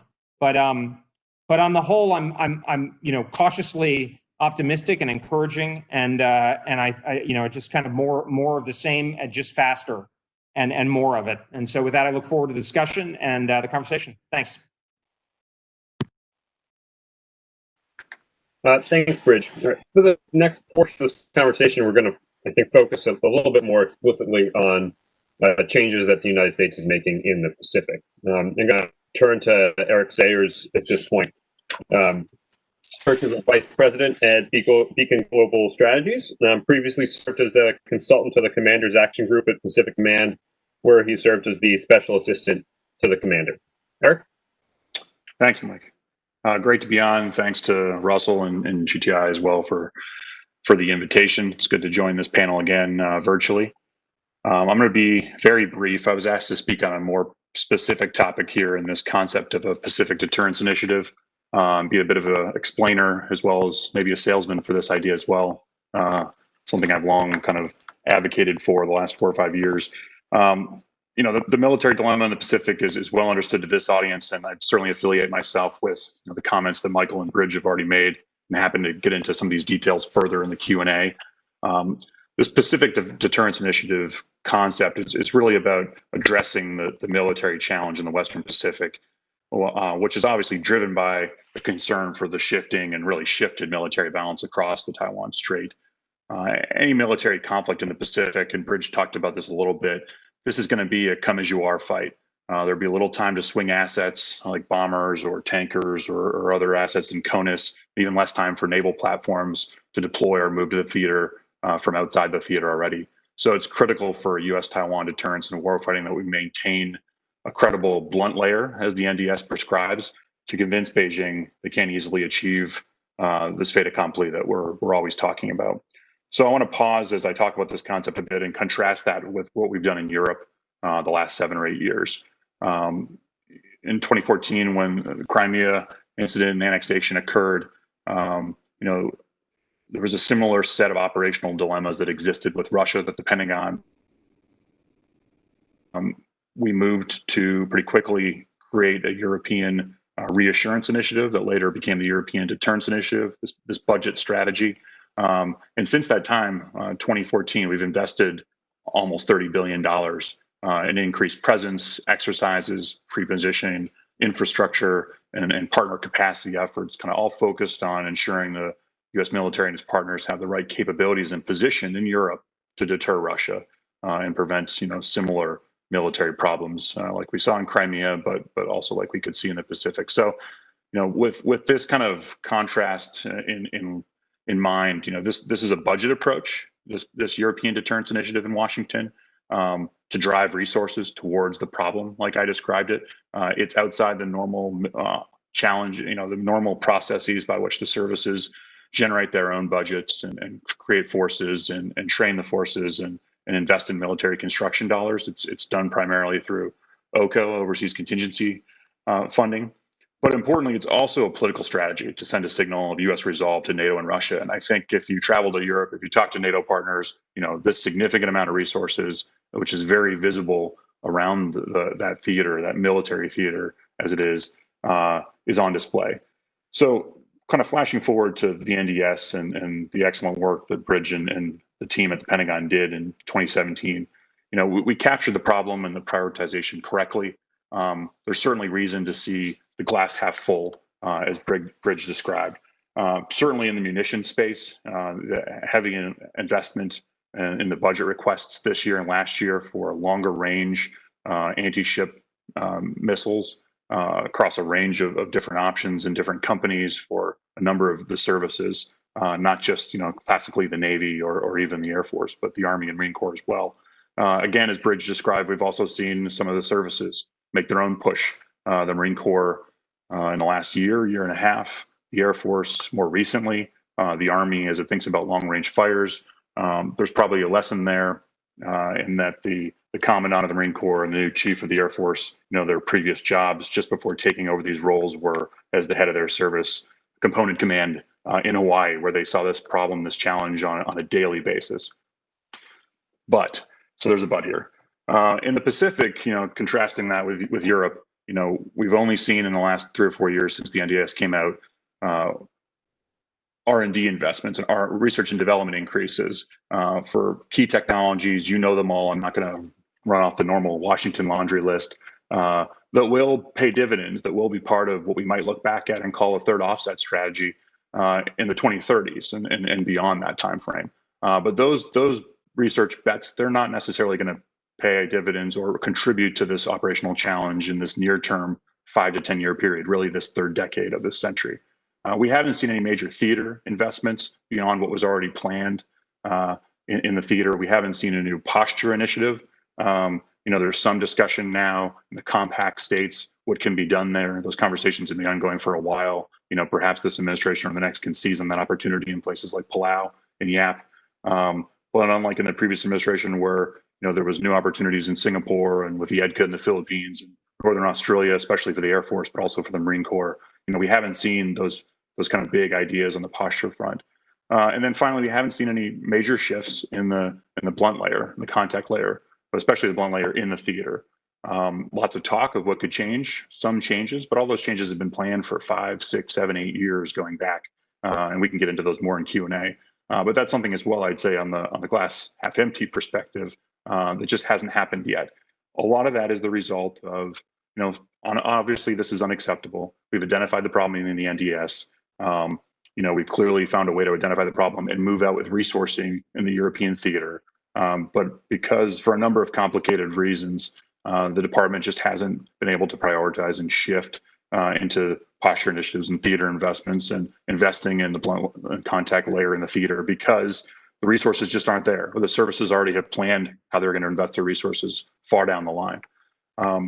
So kind of moving forward and concluding here, unlike in the European Deterrence Initiative, as I spoke about, where the money came from DOD and OCO, and DOD moved out quickly with bipartisan congressional support, the Pentagon has been more slow to react to this challenge and adopt a similar concept. So there's a concept of a Pacific Deterrence Initiative. I wrote about it with Randy Schreiber this past March. It's certainly been out there. The last budget and strategic mechanism to address these operational shortfalls I've overviewed. It's really emerging more from Congress. In last year's NDAA, there was a Section 1253 requirement for a report directly from Pacific Command, identifying these shortfalls over not just a 1-year time frame, but a 5-year time frame, which is pretty unprecedented. Not just for Congress to ask for that, but to ask a combatant command directly for it, and to go ask that combatant command to bring those answers directly to the Hill and around the Pentagon, which shows you the growing frustration bipartisan on the Hill with the answers that the Hill is getting from the Pentagon on these questions the last few years. So in this year's fiscal year 22 bill, there will be some additional resources. You've seen the SASC especially, but also HASC support move out and start to invest in this space. I'd be the first to admit that the 1253 report from Indo-PACOM doesn't have all the right answers. There's certainly CAPE perspective and an Indo-PACOM perspective and a service perspective, and they can all disagree. But the problem is we need to be having this conversation, and the resources have to exist for us to actually make some decisions and to move out. So I just wanted to touch on PDI. I have a bit more on the broader topic of non-military coercion, but I want to keep it to my time limit here. Put that marker on the board, and then look forward to the Q&A. Thanks, Mike. Thanks, Eric. It's a great overview of the Pacific Deterrence Initiative and where things stand there. We're going to move on to Admiral Chip Gregson from the Marine Corps. He's a member of the Global Taiwan Institute's advisory board, and he previously served as the Assistant Secretary of Defense, Asian and Pacific Security Affairs. Sir? Thank you, Michael, and thanks to GTI for a wonderful conference and the opportunity to participate. I associate completely with the comments made by my predecessors here, so it's going to be hard for people to pick a fight among us, I think. My task is to discuss force modernization in the Indo-Pacific and its implications for Taiwan. Let me frame this a little bit. Hard power or military capability cannot operate effectively without a solid national strategy, including a budget strategy, as Eric just eloquently mentioned. Nations make war, not just their military forces. Similarly, deterrence, defined as an undoubted capability to prevail, is a national effort. Military capability is necessary, but it's only one component of deterrence. And military capability today is increasingly dependent on national technical capability, skills, and research efforts. Fortunately, that's a Taiwan strength. How'd we get here? Over time, the U.S. became too comfortable with unchallenged air and sea superiority after the Cold War. We could deploy forces where we wished, when we wished, and depart at our leisure. The Taiwan Strait crisis of 1996 was one example. 2 U.S. carrier battle groups deployed to the waters around Taiwan in a demonstration of our power. This contributed to a peaceful resolution. China realized then that they had no way to challenge our air and sea superiority. China and other nations thoroughly studied the American way of war. Advancements in technology aided their efforts. As we were celebrating globalization technologies and its benefits to commerce, business, and communications, we failed to see similar empowerment of malign actors. Now, ubiquitous pervasive surveillance and guided weapons accurate at distance, to name just 2 factors, severely challenge our air, sea, and space superiority and preferred models of forward presence and deployments. We can no longer count on unchallenged presence. Here in Asia, our post-World War II force presence grew in response to the war on the Korean Peninsula. China and North Korea in those days could not project power beyond their seaward boundaries. Korea became and remains the combat theater. Japan became the sanctuary. Now, North Korea threatens Asia and beyond with missiles and weapons of mass destruction. As Taiwan knows well, China projects military and paramilitary power with aggression into the territories of neighboring countries at will. Now, simply, our forces in Asia are well inside weapon engagement zones. When the master arming switch is turned on, we will be under fire. We must learn not only how to survive, but how to fight effectively to protect the interest of our allies and the United States. This is the challenge we're working to meet. One early conclusion is a widely distributed, agile, politically sustainable, operationally resilient posture throughout the first island chain, literal. Being inside the weapons engagement zone is not a new situation for Taiwan, of course, but it is for the United States. Let me emphasize that nothing is predetermined about the defense of Taiwan. Great Britain, at the nadir of its power in 1940, had only the English Channel separating it from a victorious Germany at the height of its power. You could say they came under Germany's weapons engagement zone. Yet Great Britain endured and regained its strength along with its allies. It was an extremely near-run thing, as the Brits may say. Similarities and differences exist for sure between then and now, but one important element in Great Britain's survival was their ability to take advantage of emerging technologies. They took what was available and implemented a superior operational concept that enabled them to contest control of the air. It's one of those great historical ironies that this occurred after the combined British and French forces had been soundly defeated on the mainland of Europe by a superior operational concept employed by Germany's forces, called Blitzkrieg, of course. Force modernization is happening in the Indo-Pacific, but it is early days, and obstacles remain. In 2017, then chairman of the Joint Chiefs, General Joseph Dunford, testified that, quote, In just a few years, if we don't change our trajectory, we will lose our qualitative and quantitative competitive advantage. In 2018, a congressionally mandated commission examining the national defense strategy in the United States called for a renewed sense of urgency and an end to chaotic budgetary instability and disinvestment in defense as only one of the 6 major challenges facing the U.S. This challenge includes our inability to pass defense legislation in a timely manner, relying on continuing resolutions that impede new starts in favor of funding existing programs. Positive actions do exist, and I'm glad that Eric mentioned the Section 1253 report. Commander Indo-PACOM delivered a list of urgent requirements to both DoD and by specific request to Congress. Indo-PACOM's report, titled Regain the Advantage, states, in order to change the calculus of our adversary, we must deny their ability to control the air and the sea around the first island chain. Regaining the advantage has 4 components: joint force lethality, force design and posture, strengthening allies and partners, and exercises, experimentation, and innovation. Regain the advantage calls for highly survivable precision along the first island chain, featuring increased quantities of allied ground-based weapons. It specifically calls for the Naval Strike Missile for the Marine Corps' High Mobility Artillery Rocket System. Future such systems will likely include multimodal missiles fired from standard shipping containers, aiding mobility, concealment, and easing logistics support.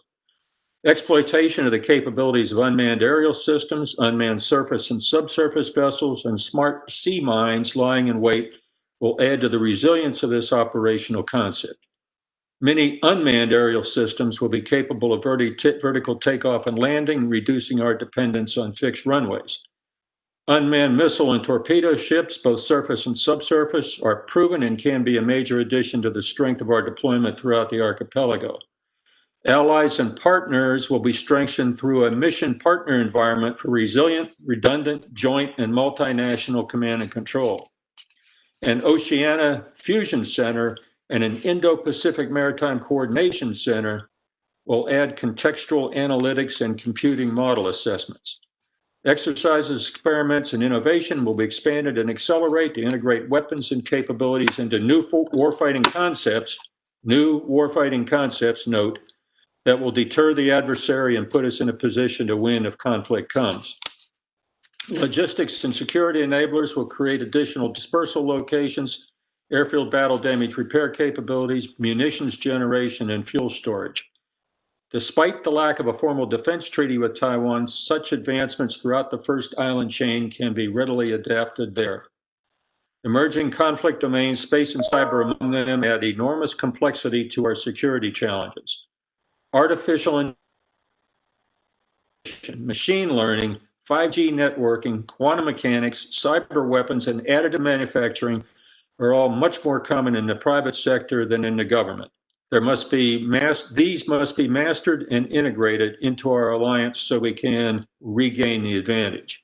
These questions must be addressed with the aid of expanded simulation technologies integrated from tactical to campaign levels across all domains, incorporating live exercises and covering all functions to reveal both opportunities and areas that must be strengthened.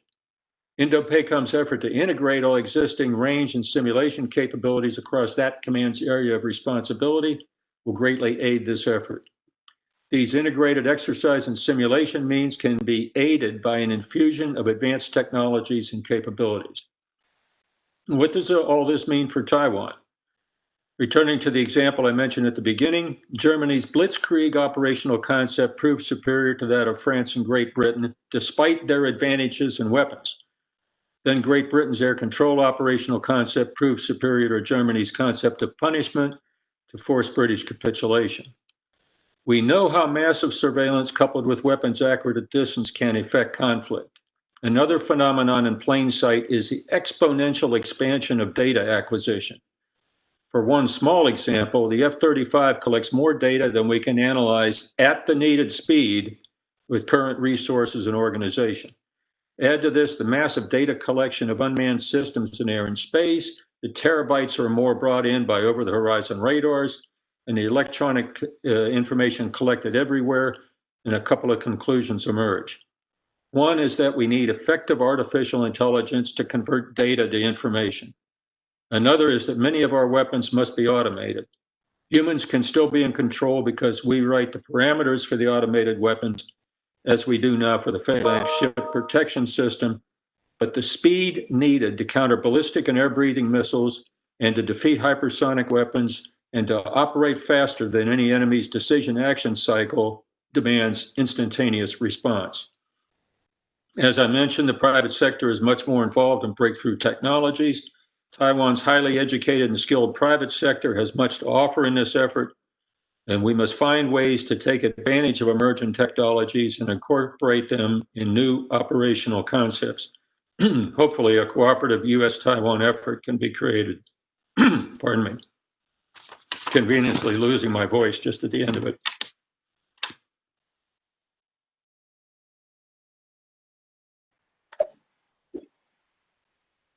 Thank you, sir. Thank you very much.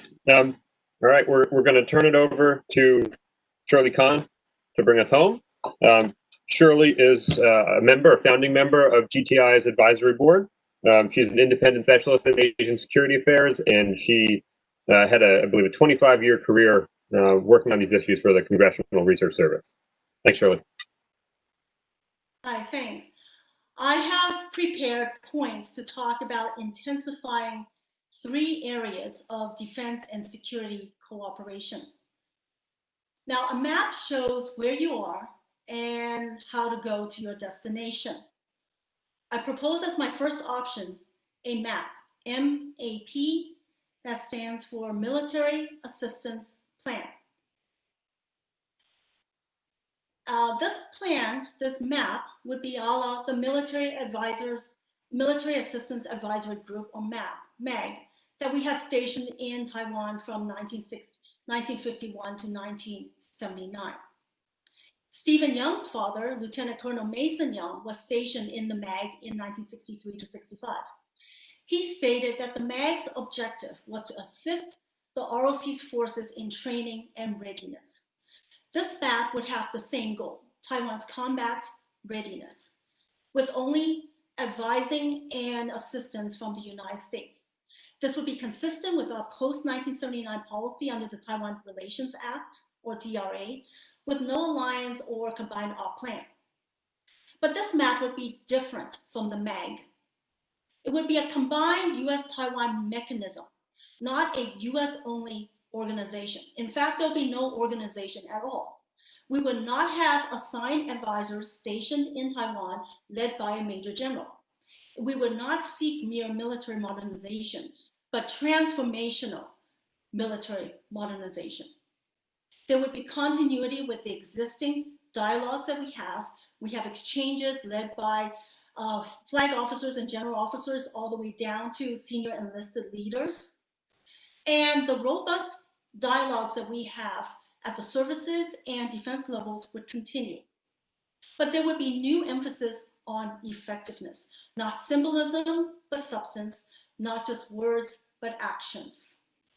And we would need President Tsai's direct responsibility for a whole of government approach. What's the problem? President Tsai can bridge the different US and Taiwan military cultures. Taiwan's Minister of Defense at times has declined to meet with US officials and top officers. This map would ensure accountability by action officers under the leadership of one office on each side. It would improve interagency coordination on both sides. We would have results, not activities.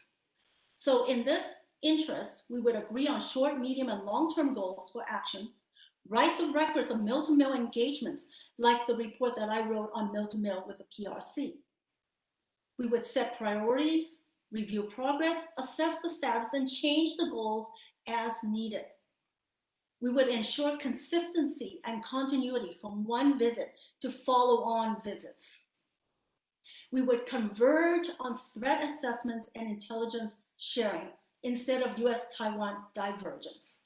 And we would assess arms sales, but we would not bring back the annual arms sales talks. And ultimately, this map will help Taiwan to implement the overall defense concept to transform its military. And we would develop select interoperability, which was my focus at last year's symposium. Now is the time to work out operational challenges, not in a crisis or conflict. We would lay the foundation for potentially expanding to multilateral cooperation with other countries. We could expand training to combine exercises, including crisis management exercises. Even Taiwan's top military commander can go through a complete crisis career for decades with no experience in strategic exercises to deal with a crisis or conflict. I recommend that this military assistance plan, or MAP, will be coordinated with Indo-PACOM's J5 and Taiwan's M&D's Strategic Planning Department, or SPD. Second option, a focus in this map would be on Special Operation Forces. Taiwan's Special Operations Forces can enhance the conventional forces that are facing a limited number of personnel. The Minister of Defense rejected a proposal for Taiwan's Joint Soft Command. It would have been an autonomous command directly under M&D for Joint Special Forces. It would have been a counterpart to our Special Operations Command Pacific, or SOCPAC. Currently, Taiwan's special forces are divided among the armed forces. The Army, Navy, Marines, and military police have their own special forces. We should intensify realistic training of Taiwan's Special Operations Forces to implement the ODC. We could build on new and high-level mill-to-mill engagement, focus the SOF to defend the homeland or island of Taiwan, strengthen truly elite forces that operate in small, mobile, and dispersed units. And we would improve the jointness among the forces, even if they're not under one joint command. So I recommend focusing Taiwan's SOF on select elite missions and not on others. We would strengthen the effectiveness of new US arms sales, such as coastal defense cruise missiles. We would strengthen the air defense with Stingers and other missiles, airborne ops and counter-airborne attacks, operations on all terrain, especially Taiwan's very mountainous terrain, and a few other missions. Last but not least, Taiwan's Special Operations Forces should focus on counter-decapitation and leadership security. Speaking of decapitation, this leads me to my third option. Our security partnership should ensure Taiwan's continuity of government. HHS Secretary Azar just visited Taiwan, and his visit was trumpeted as the highest level visit since 1979. Well, this claim blew his visit out of proportion and was controversial within our government. China overreacted in its protests. Actually, his visit simply resumed the practice of post-1979 cabinet rank visits that started back in 1992, even before the Taiwan Policy Review of 1994. More importantly, what was Azar's claim based on? It was based simply on protocol in our presidential succession. The question that we should have asked in Taiwan that should have come up with our reporters and people in Taiwan should have been, what about Taiwan? As a democracy, Taiwan must deal with presidential transitions and succession. I remember many years ago helping with Xiaobi Kim's meetings in Washington to learn how to conduct Taiwan's first ever presidential transition, from the KMT to the DPP. Taiwan already had an incident. It is not just a movie script or crazy speculation. What happened on March 19, 2004? On the very eve of an election, both President Chen Shui-bian and Vice President Annette Lu were shot while campaigning in a Jeep. After Chen's re-election the next day, critics sent flyers to the US Congress attacking him as Taiwan's Hitler. The DoD's new PRC military power report just warned that the PLA Special Operations Forces could infiltrate Taiwan and attack its leadership.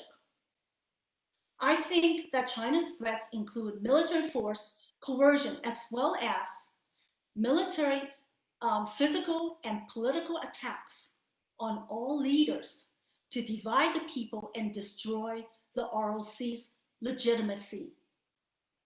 A resilient Taiwan needs clear leadership, succession, and command and control. So what is Taiwan's order of succession? This is my working information based on discussions and research. I believe that Taiwan has this protocol order to build on the ROC's constitution. The line of succession from the president goes to the vice president, then the head of the executive yuan or premier, then the heads of the legislative yuan, judicial yuan, examination yuan, and control yuan, then the Secretary General of the Office of the President, Secretary General of the National Security Council, Minister of Foreign Affairs, Minister of National Defense, Minister of Mainland Affairs Council, and so on. Is this order correct, legal, and authoritative? Is it appropriate if Taiwan has to deal with the PLA's attack? So I have two recommendations. Taiwan is discussing constitutional amendments, but this question that I raise is not addressed. First, I suggest a parallel legal solution to clarify the order of presidential succession. If Taiwan cannot answer this basic question in peacetime, what about in wartime? Clarity is critical if Taiwan must ask for help from us in the United States or Japan or another country. Second, I recommend that Indo-PACOM work with Taiwan's MND on continuity of government and continuity of operations. In sum, I recommend using cooperation on a military assistance plan or MAP, special operations forces, and continuity of government. Finally, I'll talk very briefly about the issue of whether to shift from ambiguity to clarity. Congress is raising important questions in a debate in legislation such as the Taiwan Defense Act, NDAA, and Taiwan Invasion Prevention Act. My overall conclusion is this. I have arguments for both sides of the debate. The Taiwan Relations Act itself stipulates ambiguity so that we have clarity and flexibility as needed. But policy should adjust after conditions change. Nonetheless, a significant shift in our commitment to Taiwan's self-defense should not be an isolated decision, but should be part of a strategic policy review. Should this review discuss the elephant in the room? How will this story end? Whether it's strategic ambiguity or strategic clarity, a strategy still needs an objective. What outcome do we seek with unity of effort within the United States and with our allies? Do we have an objective for Taiwan? Our policy focuses only on the process. This objective is not stated in the National Security Strategy or the National Defense Strategy. Now, in 2018, the Pentagon did add protecting democracy for why we help Taiwan's defense. So in conclusion, I find that the closest to an objective is found in the DoD speeches and the Indo-Pacific Strategy Report, quoting Randy Schreiber. So in short, the US wants a strong, secure, and democratic Taiwan. Thank you. I hope we have lots of questions from the audience. Thank you. Thank you, Charlie. And thank you all for, I think, really interesting remarks. Some questions have started to come in. I'm gonna ask one myself, and hopefully some more questions from the audience will come in while we discuss. The one thing that has sort of struck me about almost all of your remarks is what Taiwan and the United States have in common right now, which is, broadly speaking, we all understand the nature of the challenges we're facing. And there's I think general agreement on what the solutions to those challenges are. But in both Taiwan and the United States, there is a lack of political urgency to solve those problems. There's a lack of commitment to make the hard decisions about committing resources to solving these challenges. The solutions are different in both places. In Taiwan, there are significant questions, as Michael raised, about whether the reserves are going to be there in the event of a crisis. I think that the problems that we're having in the United States are a little bit different. But I would ask all of you, to comment on how do we solve that urgency problem. Perhaps Michael and Shirley could comment on what that might look like in Taiwan and the others on the United States, if you have any thoughts.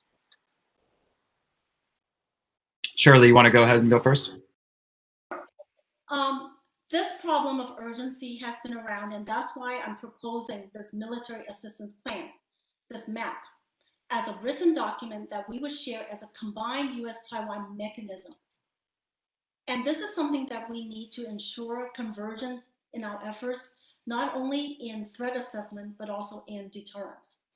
And this is something that we need now. The other reason is that M&D cannot do this alone. President Tsai's leadership is needed to bridge the very differences that we have between our two military cultures. I'm not saying one side is right or one side is wrong. We are just so different in our military cultures. I think there certainly is a not insufficient urgency on both sides. I look at a lot of the discussion in the United States about U.S.-China competition, and it's often framed as this sort of long-term marathon where both sides are going to have time to kind of gear up against each other.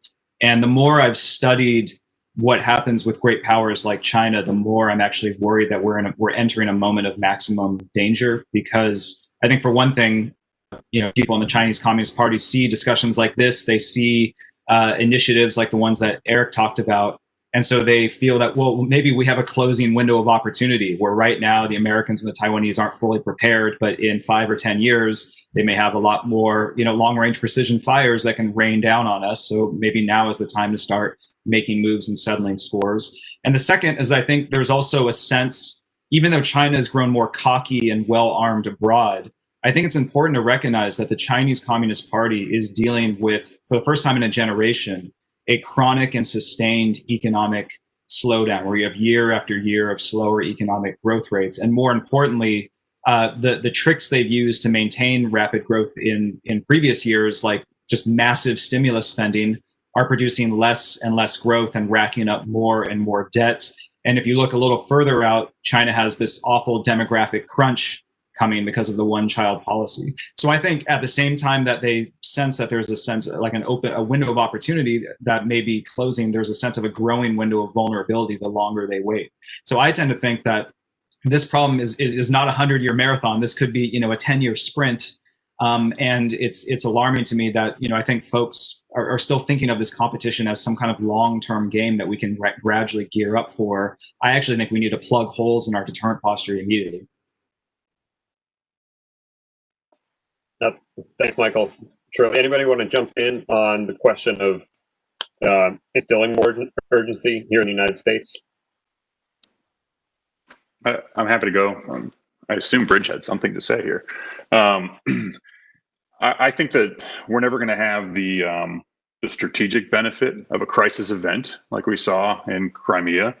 Maybe that happens at some point. Never say never, but this has been a challenge in Washington that's had to happen differently. And we're not going to have that crisis event. It has to happen organically. So maybe 20 years ago, where we said, "Hey, this is a 50-year problem," oh, it's a 25-year problem. I guess in my PDI pitch of sorts, I'm trying to say this is a 5 to 10-year problem. It needs to be inside our budget cycle right now. And back to the glass half full approach, I'd say we're getting there. If you went back to 2012, 2013, it was a very different period than 2015, 16, and then more recently.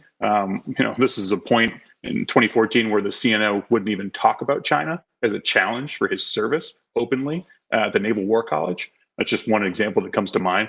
So it's become okay for us to get the intellectual juices flowing again and talk about red and say red's China. That's a big shift in our system. We shouldn't take that lightly. And with that, I think flows more resources. I just finished by saying, if we want Taiwan to do more and Japan to do more and others, similarly, we've got to show we're willing to do more ourselves. That's been the case in Europe, where we double down on an EDI and additional resources. And it's not just because of badgering that the Europeans are committing to spending more. They're seeing the US serious about this commitment, and they're coming alongside. And so I think that, to some degree, we need to show the region our level of commitment as well. And those resources will also follow from their side of things.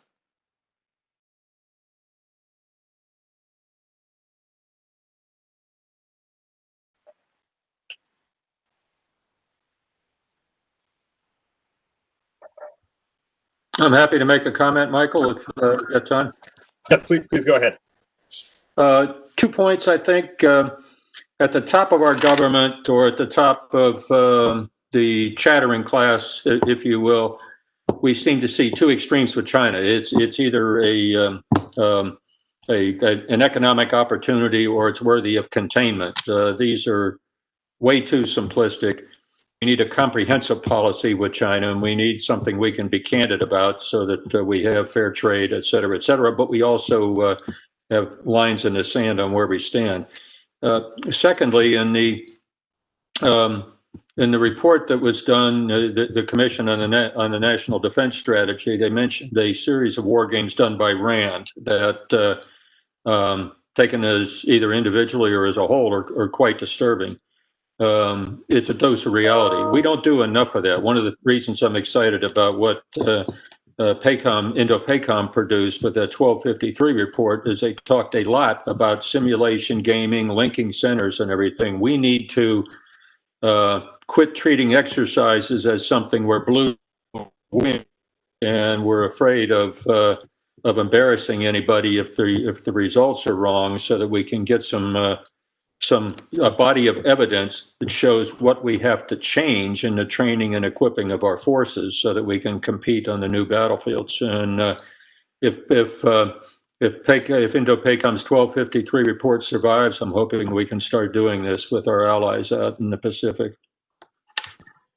Yeah, if I can just add, just on Chip's point, absolutely right. Although I think Ochmanek has made clear that RAND actually has started to win, and there are ways to win, and so we know how to do that. It's just going in that direction, and it's not, with all due respect to my friend and many of our friends, Chris Brose, it's not necessarily throwing out the entire legacy force. It's more making the right investments in munitions and a lot of the things that are in the PDI investments. This is one of those areas, where to get to the glass half full point, I am with Eric on the PDI thing for sure, and Randy, but there are hard questions about the posture given the maturation and expansion of Chinese precision strike capabilities that are real. If we're pouring concrete on things that, Chip, you know this better than I do, but that are going to be, even if they're distant and hardened, still going to be tombs. Given the situation where we are, where we have scarcer relative resources, we have to be deliberate about that. So that's not an excuse for just analyzing the problem to death. But I think I am conscious of that as a reality. But I think the key point you're making is we need a blunt layer. The blunt layer is ultimately a function. There needs to be enough in region to show skin in the game and have the kind of binding effect, absolutely. But what that looks like and how do we wrap up technology? How do we develop and get the insights that Chip's talking about from exercises and training to make that a reality? I'm not sure we're there yet. And that's why, when people say, oh, the budget hasn't yet reflected. Well, I mean, I think it's genuinely true that you don't know from one year to the next what the right answers are. I mean, there are obvious things like we should be buying as many LRASMs and JASM-ERs as we can, maritime TACTOMs probably. As Mark Montgomery, increasing the capacity for industrial production, et cetera. But I mean, there are a lot of things that we still do need to figure out. And to the operational concept point, the department is saying they're going to release one before the end of the year. I mean, again, I agree with the commission. I had some differences with the commission, but I agree with them on a lot. And I agree with the point that we need to be thinking about operational concepts.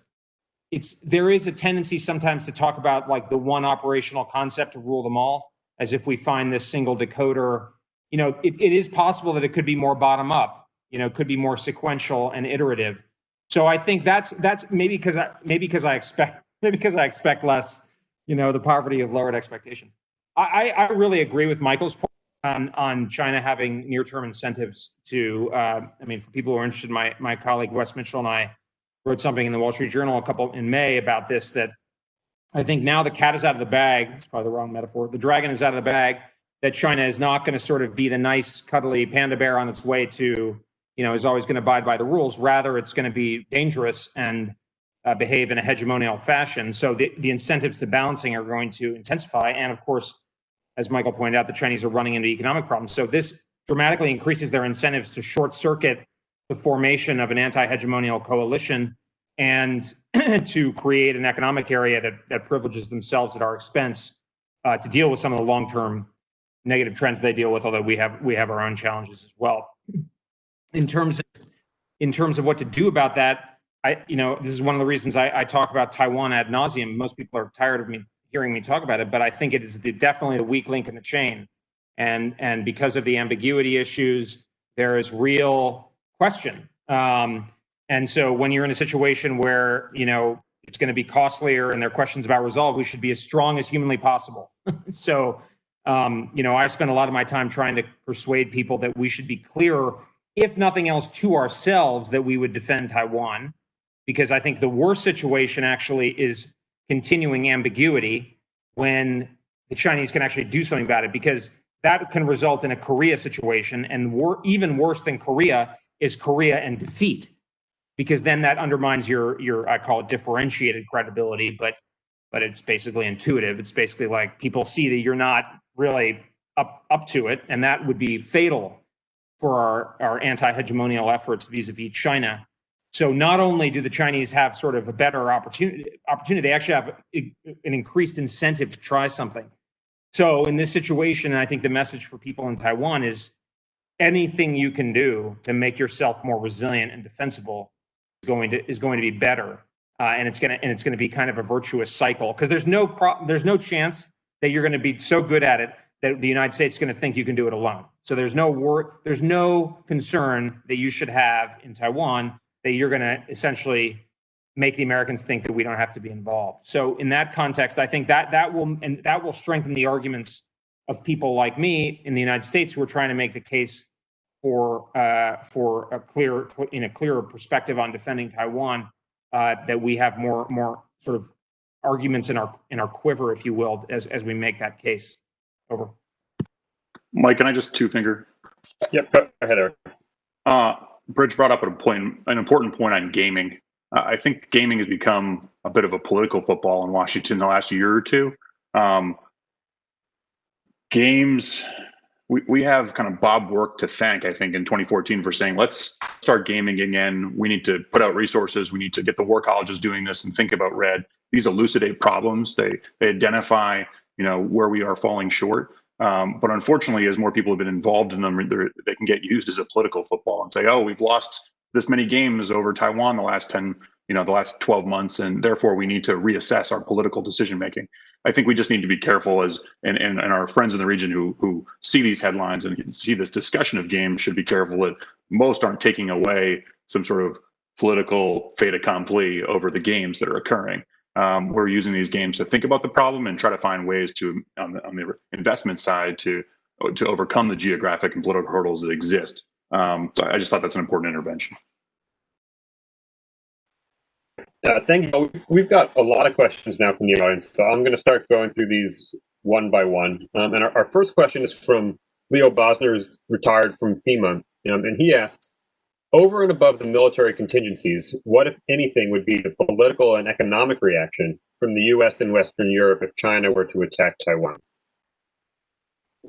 Any takers? Rich?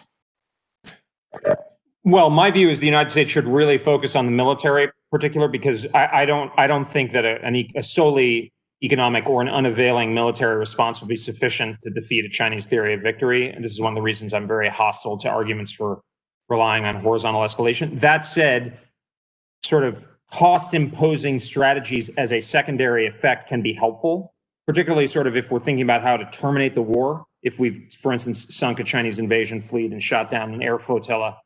And this is actually, I think, an area where Europe and other Asian and potentially Middle Eastern countries can play an important role, because even a little bit of an effort in a way to help Taiwan diversify, or potentially to think about penalizing economic engagement with China could make a material difference. And I think there's a change. There seems to be a bit of a change. I mean, Mike, you would know more. Mike Mazza, you would know more. I know you track this at GMF. In European thinking on Taiwan, particularly given their emphasis on values and multilateralism and all this stuff. I mean, I think former NATO SecGen and Danish Prime Minister Rasmussen wrote something about a year ago on this, and I could see that. I could see that happening. I think, and this is where Taiwan's greater international space is sort of a realistic ask for the United States and Taiwan for third countries, particularly out of the region, to be prepared to help in the event of a contingency. And I think China's behavior over the last year in particular has opened up that conversation. Thanks, Bridget. Anybody else on this question on the broader response? All right, well, I'll move on to the next question, which is from Joe Bosco, who's a GTI advisory board member. He writes, as you all know, capabilities are critical, but resolve even more so. So it was said yesterday that strategic clarity and tactical ambiguity are the key to the U.S. role in defending Taiwan. We certainly have tactical ambiguity, but do we have strategic clarity? Is China convinced the U.S. will defend Taiwan? We've talked about this a bit already, but I guess I'd focus on that last part of the question. How do you all assess that China looks at our commitment to defend Taiwan now?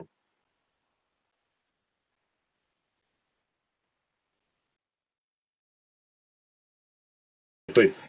Okay, just very briefly, because I know we have a lot of questions.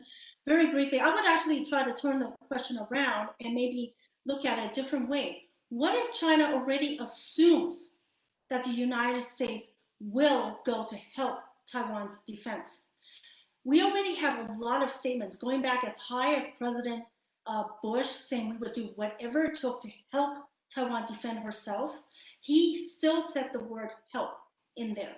We have President Clinton sending 2 aircraft carriers off the coast of Taiwan in the crisis of 95-96. China, in general, in a strategic sense, sees us as the adversary. But what if there's already this assumption in China's part for its planning, but we don't? Would we be handicapping ourselves?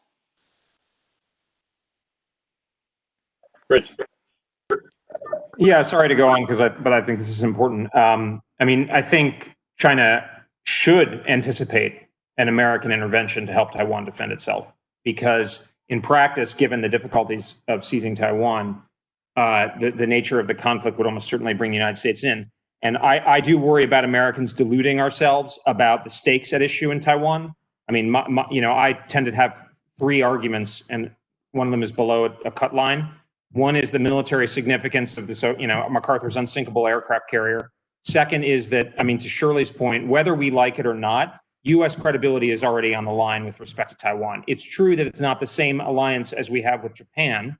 But first of all, there tends to be a little bit more ambiguity in some of those alliance agreements than people often realize. And secondly, the demonstrated behavior over a very long period. First of all, the TRA is pretty significant, and of course the 6 assurances. And second of all, there's a demonstrated behavior. I mean, so credibility is not a matter of like just words on paper. It's a matter of expectation. And I think people on this panel understand well that countries in Asia, if they saw the United States do nothing in the face of an attack on Taiwan, that would be very, very damaging, if not disastrous, to our credibility. Whether we recognize this ahead of time or in the event is almost kind of, I mean, it's material in how we prepare. But as to whether or not we go to war, I mean, you look at Korea, you look at Kuwait in 1990, we didn't necessarily anticipate it, but when we saw the consequences, we decided that we were going to do something about it. And so I think if you're China, you really should factor that in a robust intervention, just what it would look like. Obviously, we're not going to say, but I think they should anticipate that. I would say I would be much more concerned. Maybe 10 years ago, there used to be this, Chinese writings about a Somalia analogy that if you can just give the U.S. a bloody nose or scare them, that they won't actually intervene. I actually think now that's been thrown out the window. They trust that the United States will want to intervene. But my worry is that they also might see an opportunity in the sense that Americans are not willing to put up the dollars and have the resolve to commit to the capabilities the U.S. would need to intervene effectively and rapidly, which then opens up space for military opportunities. So it's not so much a question of will the United States do something, but hey, is there an opportunity where we can catch the United States, with its pants down and be able to actually pull off something before they can intervene effectively? I think, Mike, the strategic clarity is pretty clear, and what's Assistant Secretary Stillwell said 2 weeks ago was the Heritage Panel. Took that conversation even further. As Bridge said, the TRA talks about the grave concern, and is quite clear in its language. I think that at its core, though, it's great that Washington is having these open discussions. Across the board, when you see, this is the military question, but the broader support for Taiwan, when you see, hundreds of members signing letters in favor of a free trade agreement and deepening an economic relationship with Taiwan, and you see, assistant secretaries and other cabinet secretaries doing a number of things, whether it's visiting or giving these speeches, that's great as well. When you see in our strategic affairs community this debate about the question of ambiguity and people, at a more senior level who aren't necessarily Asia hands, like Richard Haas, weigh in on that conversation as he has recently. I personally think that we need to have a conversation on this. We need to build a consensus in Washington before we adjust that policy, and it certainly shouldn't happen at the tail end of administration. If the Trump administration is reelected, perhaps in a new administration, that should be considered. But I like at its core that we're having that open debate, and that we're debating the merits of this, and all this can be seen publicly, whether you're on this channel right now or you're reading our foreign affairs articles, that Washington is thinking about dynamic ways that it can deepen its commitment. Thanks, all. General Gregson, I'd like you to weigh in on this next question, if you don't mind. This comes from Scott Wilson, who's with the Marine Corps. He asks, what are the prospects and potential locations for new posture initiatives in the blunt layer, especially given geopolitical risk that comes with increased U.S. military presence in the region? It's a good question.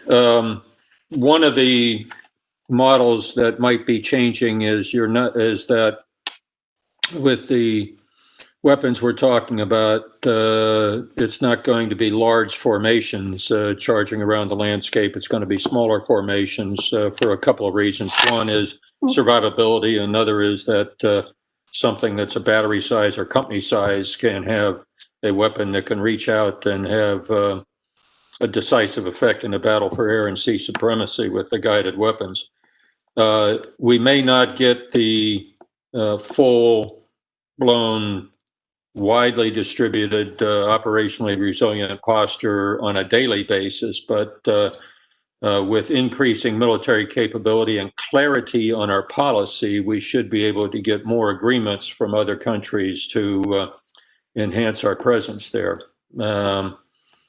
Not a certainty, but as we clarify what we stand for and what our position is, we should be able to get other countries to come on board. I'm speaking with the Philippines in mind.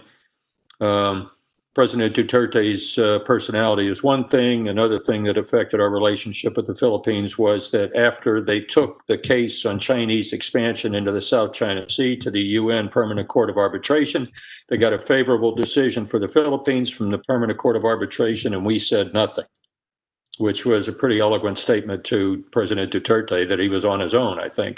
So we have some things to fix, I think, on our policy, but the idea of being agile, mobile, and widely distributed turns the equation around, where the blunt layer or the forces that are already in theater can have a decisive effect on the battle for air and sea supremacy. Nobody's talking about dashing off to invade anybody. That's not in our interest. But what we can do is make the South China Sea, the East China Sea, a no-go zone for any aggressor, and we win. Thanks. Eric, do you have anything you want to add? And I know you've done a lot of thinking in particular when it comes to this question and U.S. investments in post-INF.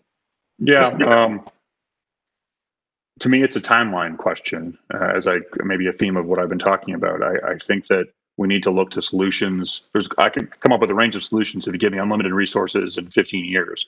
But if you gave me more restrained resources in 5 to 10 years, I would say, our portfolio is a little bit smaller, but there are options. Certainly, in the absence of the Intermediate Range Nuclear Forces Treaty, there are conventional options in the theater that would have a political burden, but given the totality of the threat, or something that Washington is worth. It's worth for Washington to invest its diplomatic resources in. I've written as well with Bridge mentioned Mark Montgomery, the former Indo-PACOM J3. We've written about a number of these issues and where we can invest those resources beyond munitions. I'm not in favor of pouring concrete and trying to turn 1 or 2 facilities into these impenetrable concrete fortresses. I think that it's better for us to be looking to diversify our operating locations, using U.S. territory and states first, and the compact states second. And so, if there's anything I said beyond PDI, what we should be doing, it's making sure we renew the compacts, because that is critical geography forward inside the date line, Palau, Yap, and elsewhere that Secretary Esper visited recently in Palau, and that we could operate forces from as part of those agreements to diversify the locations beyond just Japan and Guam. But that's a longer conversation, and I'd refer you to some of those pieces that I've done with Mark Montgomery.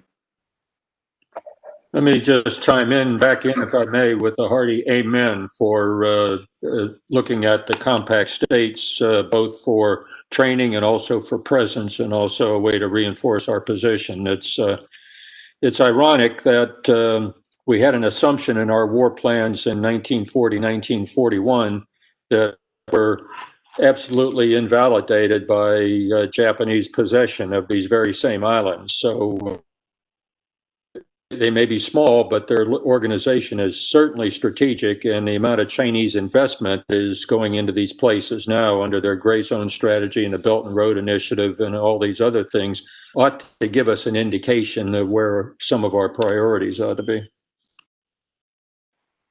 Thank you both. Our next question comes from Julian Baum, who is a former journalist based in Taiwan. He asks, to what extent should the U.S. commitment to Taiwan security be a multilateral effort with our allies in the region, notably involving Japan?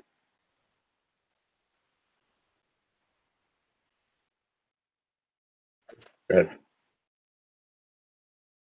ahead. It's a great question. And I don't think the U.S. commitment should be predicated on a multilateral commitment, but I think that, I'll put it this way, I think Japan's security in particular would be dramatically undermined by the loss of Taiwan, or by its subordinating by the PRC. I mean,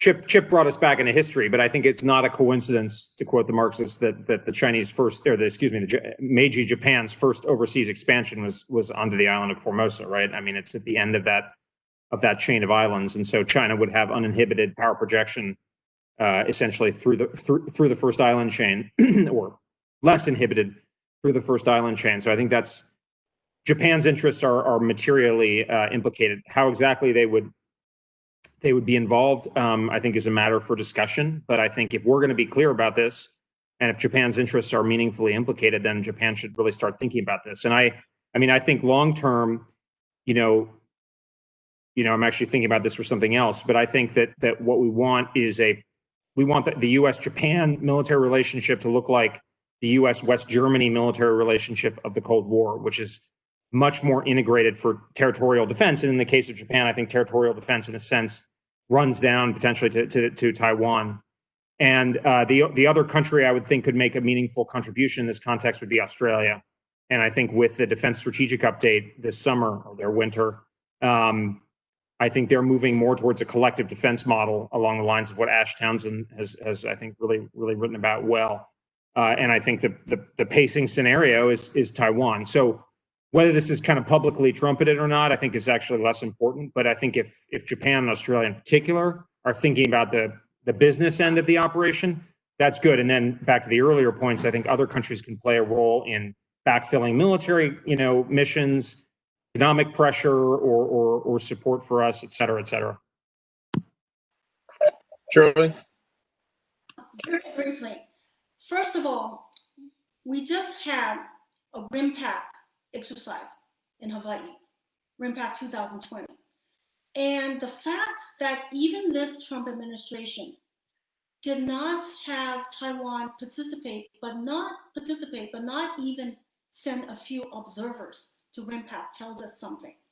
That our cooperation, our partnership is not ready right now to expand to that level of multilateralism, even for observation of RIMPAC without Taiwan sending any ships or assets. But at the same time, I really think we do need to start talking with Australia, Canada, NATO allies, Japan, about a broader policy and a policy review. And my earlier statement about us not stating any objective for Taiwan was not meant to be a criticism of the national defense strategy bridge or the national security strategy. I want to make that clear. It's just beyond the level. This is a big question. It's a big policy question. So it's much larger than that. Our so-called one China policy is still based only on the process. Our policy does not look at any outcome or objective. So this is a larger question. And then thirdly, if we're going to start talking about interoperability with Taiwan, and I'm talking about selective interoperability because we want to work out the operational challenges before we get to a crisis, like we would have to deal with something in 95, 96, we also need to bring in discussions with Japan, Australia, etc. Thank you. General Gregory. Additional thought I think that might be worth mentioning is that as part of a whole of government strategy, not just strictly military, we owe Shinzo Abe a vote of thanks for their foreign direct investment program over the last 12 years. They've made a lot of countries that are very important to us very quietly. But it's certainly noted by the countries and it keeps them on side. If you fly into Hanoi, it's a gigantic, beautiful airport made in Japan or built by Japan on Japan investment. These things are important, especially as we're trying to counter the influence of Belt and Road Initiative things. Thank you. We've got about 7 minutes left. I'm going to direct the next question to Michael. Comes from Tanner Greer of the Mercatus Center. It is easy for Washington to sell the Taiwanese more appropriate weapon platforms. It is much harder to convince them into reforming their conscription, reservist, or training systems. What can Washington do to foster change in these quote-unquote softer aspects of their military deterrent? That's a fantastic question, and I benefited a lot from Tanner's work in this area, so it's great to hear from him. Our colleague Gary Schmidt at AEI has actually just put out an article recently talking about some of the ways to try to incentivize security cooperation across the board. So he thinks that well, if you could say, hey, if you invest in more ammunition, or you reserve, you reform parts of your reserve system, we'll also chip in and help pay for some of those things, or we'll help provide more training for the additional units that get brought on board. So it's kind of like, if you take one step forward, we will also then supplement that step with resources and training of our own, and then backing that with a series of bilateral exercises that actually go through realistic combat scenario training. Those are ways to show good faith and to kind of not only lift the material capabilities, but also to lift the morale, so that, you know, the opinion polls show that Taiwanese people in general, if they feel that the United States has their back, are much more likely to be more gung-ho about their nation's defense and to be more positive about the military in general. So I see it as kind of this co-evolutionary process where each side is taking these individual steps, and the United States can do a lot to help bankroll and materially support the initial steps to just provide basic things like basic ammunition and basic training for large components of the reserve force. Gary and I actually co-authored that, so thanks for the plug. Sorry, I just saw it while we were on our panel. It's okay. It's okay. Yeah, it just came out this morning. Bridge, go ahead. Well, I agree with that, and not just because I like you guys, but no, I think the encouragements are right, but and I want to be careful about how I put this, but I think if the Trump administration has done anything, it's reminded that alliances are partnerships rather than just kind of friendships. And I mean, I think if you listen to the arguments for why I for one think that it's worth defending Taiwan, they are essentially strategic, right? They are Taiwan's military value and the Taiwan's value to our credibility. That doesn't tell us how we're going to defend Taiwan, right? And so I think what's important for people on Taiwan to understand is the United States is likely to defend Taiwan, in essence, whether all Taiwanese want it to be defended or not. I mean, because it's actually in our interests. I mean, that's an important part to actually making, it's not about Taiwan. And Tanner, thanks for your question. My counterpoint, as you may have seen on Twitter to your recent report or something, was we're not doing, I mean, I know you know this, but we're not doing this as a kind of because we are supportive of Taiwan. So actually the reality is we may actually want it more than Taiwan, which you don't always hear. But that actually cuts both ways, because it means that we might fight the war to defend Taiwan in a way that could actually be quite damaging for Taiwan. There are different ways that we could wage this defensive war. So, I mean, just to give an example, I mean, to go back to Chip's point about the Philippines, and obviously this was a different calculus, but we ended up losing the Philippines and then recapturing it. That was not good for the people on the Philippines. I think if Taiwan wants to have more leverage over how we prepare to fight to defend Taiwan from the PRC, it's actually better off for it to have something to bargain with, some credibility. So this is kind of, yes, I agree that it's probably true that a major driver, almost certainly true, that a major driver is assurance and confidence. But I think if Taiwan doesn't do that, it's not like we're just going to say give up, because we don't actually want to lose Taiwan to China. And in that case, the way we fight might be quite different, and Taiwan may actually have a lot less influence over that. So I think this is kind of a point that doesn't get made a lot, but is an important one, particularly for people on Taiwan. All right, I'm gonna ask one last question here, a bit different from what we've been discussing so far, but we've only got 3 minutes left, so I'd only ask one or two of you to chime in if you have thoughts. I'm not sure who this question is from, but it's this: as the PLA ratchets up tensions in the South China Sea, to what extent has the U.S. considered, or should it consider, the utility of Taiwan-administered islands and features in the South China Sea in a potential contingency involving China in the region?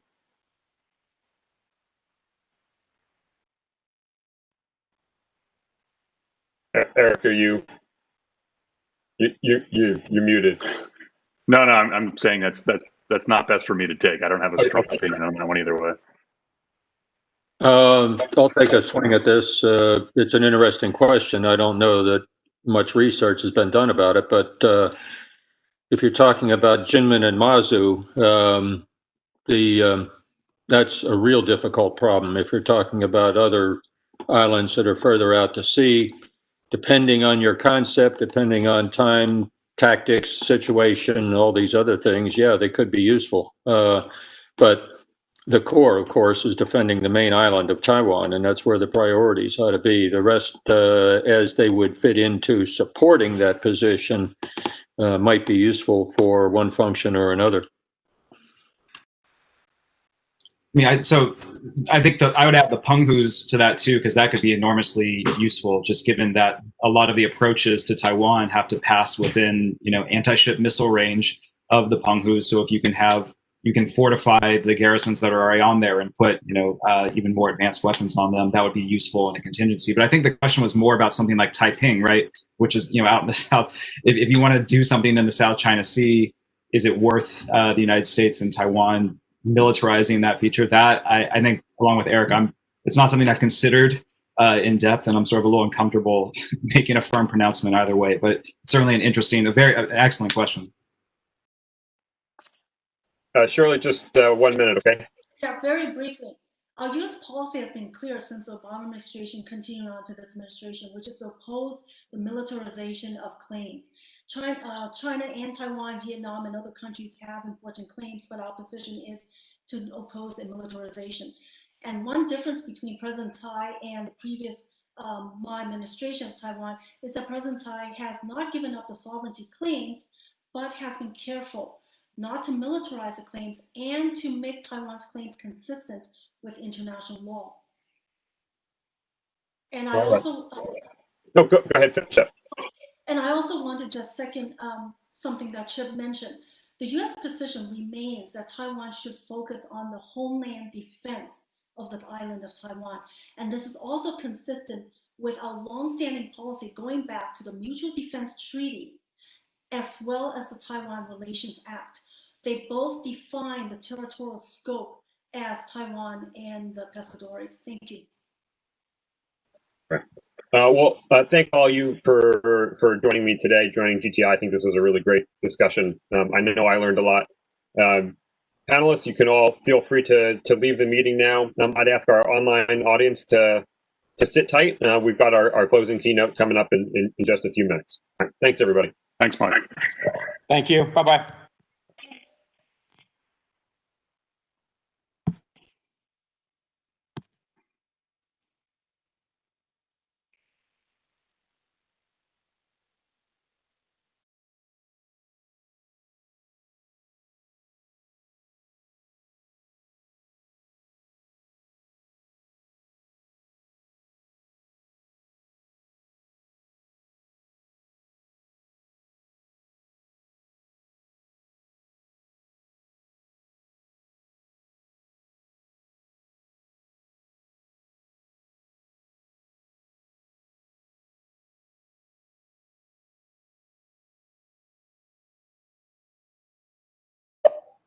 Well, those were some exceptional comments from the two panels, and really we will be drawing from those insights in the years to come to help inform our programs here at GTI for sure. Now to help us close out GTI's 2020 Symposium, we are very pleased and honored to play a video recorded message from the de facto U.S. ambassador to Taiwan, AIT Director Brent Christensen. Mr. Christensen assumed the position of Director of the AIT in August 2018. He has been in the U.S. Foreign Service for more than 30 years and has extensive experience in senior positions relating to Taiwan and China. Brent was Deputy Director of the American Institute in Taiwan's Taipei office, and prior to that, he was the Director of the State Department's Office of Taiwan Coordination, where he had a primary role in formulating U.S. policy towards Taiwan.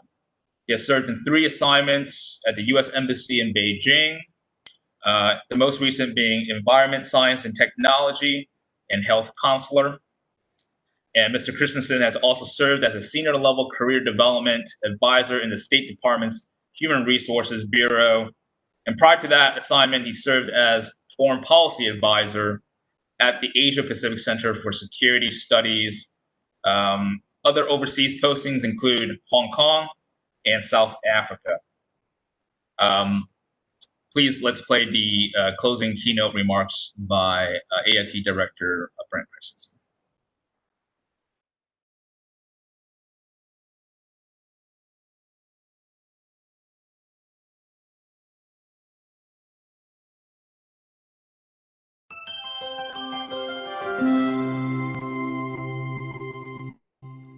Good afternoon. I would like to begin by thanking the Global Taiwan Institute for the privilege of addressing this esteemed group of Taiwan experts and enthusiasts. I'm not sure whether I should count myself among the former or the latter. As we examine the state of the US-Taiwan partnership at this year's annual symposium, it is worth reflecting on the trends that have defined this year. The COVID-19 pandemic both isolated and unified us. It showcased the best of and laid bare the limitations of our most advanced technologies in preventing mass tragedy. It is shaping both global and local economies in ways we will not fully understand for years to come. COVID-19 also forced a number of unpleasant reckonings. It tested the resilience of our healthcare and disaster preparedness systems, called into question the legitimacy of international organizations, and revealed the dangers of over-reliance on single suppliers for critical goods and equipment. But I would like to draw your attention to another, more positive trend. I believe the US-Taiwan partnership underwent a subtle but powerful shift this year. This was the first time in my memory that influential voices, academics, policymakers, media personalities began to discuss the US-Taiwan partnership more on its own merits than solely in the US-China context. Obviously, I do not have to convince this symposium why the US-Taiwan partnership should rank among the United States' most important bilateral relationships.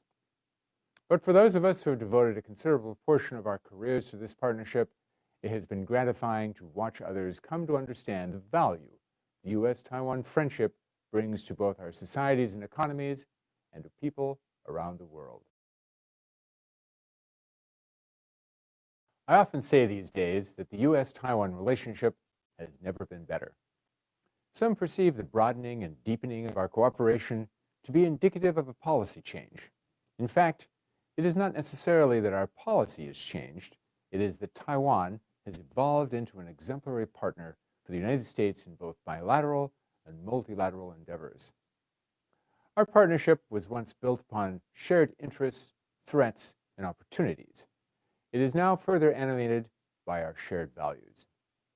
We share political values, democratic governance, equal protection under the law, respect for human rights, the freedoms of press, expression, and religion. We also share economic values, free markets, private sector-driven sustainable growth, innovation and entrepreneurship, respect for intellectual property rights, and adherence to international rules. And we share what we refer to as international values, seeking to resolve global problems, providing international assistance and humanitarian aid, and exporting solutions rather than problems. Which brings me to the topic of today's symposium, building the foundation for a global partnership. Allow me to discuss a few areas in which I believe we are doing just that. I will start with the reason I am addressing you by video rather than in person, COVID-19. Taiwan has earned international acclaim both for its successful prevention of COVID-19 transmission within its own communities and for its remarkable generosity during this unprecedented global crisis. The internationally acclaimed Taiwan model of pandemic response showed the world that successful public health measures work best when they employ democratic values, namely transparency, academic freedom, and freedom of the press. Since releasing a joint statement in March on COVID cooperation, the United States and Taiwan have focused on developing tests, vaccines, and treatments, building technology to address the secondary impacts of the pandemic, and helping countries around the world access desperately needed medical supplies and equipment. Last month's historic visit by U.S. Secretary for Health and Human Services Alex Azar supported progress in each of these areas. The United States has also helped Taiwan, a profoundly modest society, amplify its success.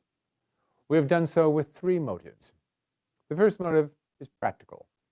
We believe others can learn from Taiwan's success and emulate the Taiwan model as they prepare for second waves of infection and future crises.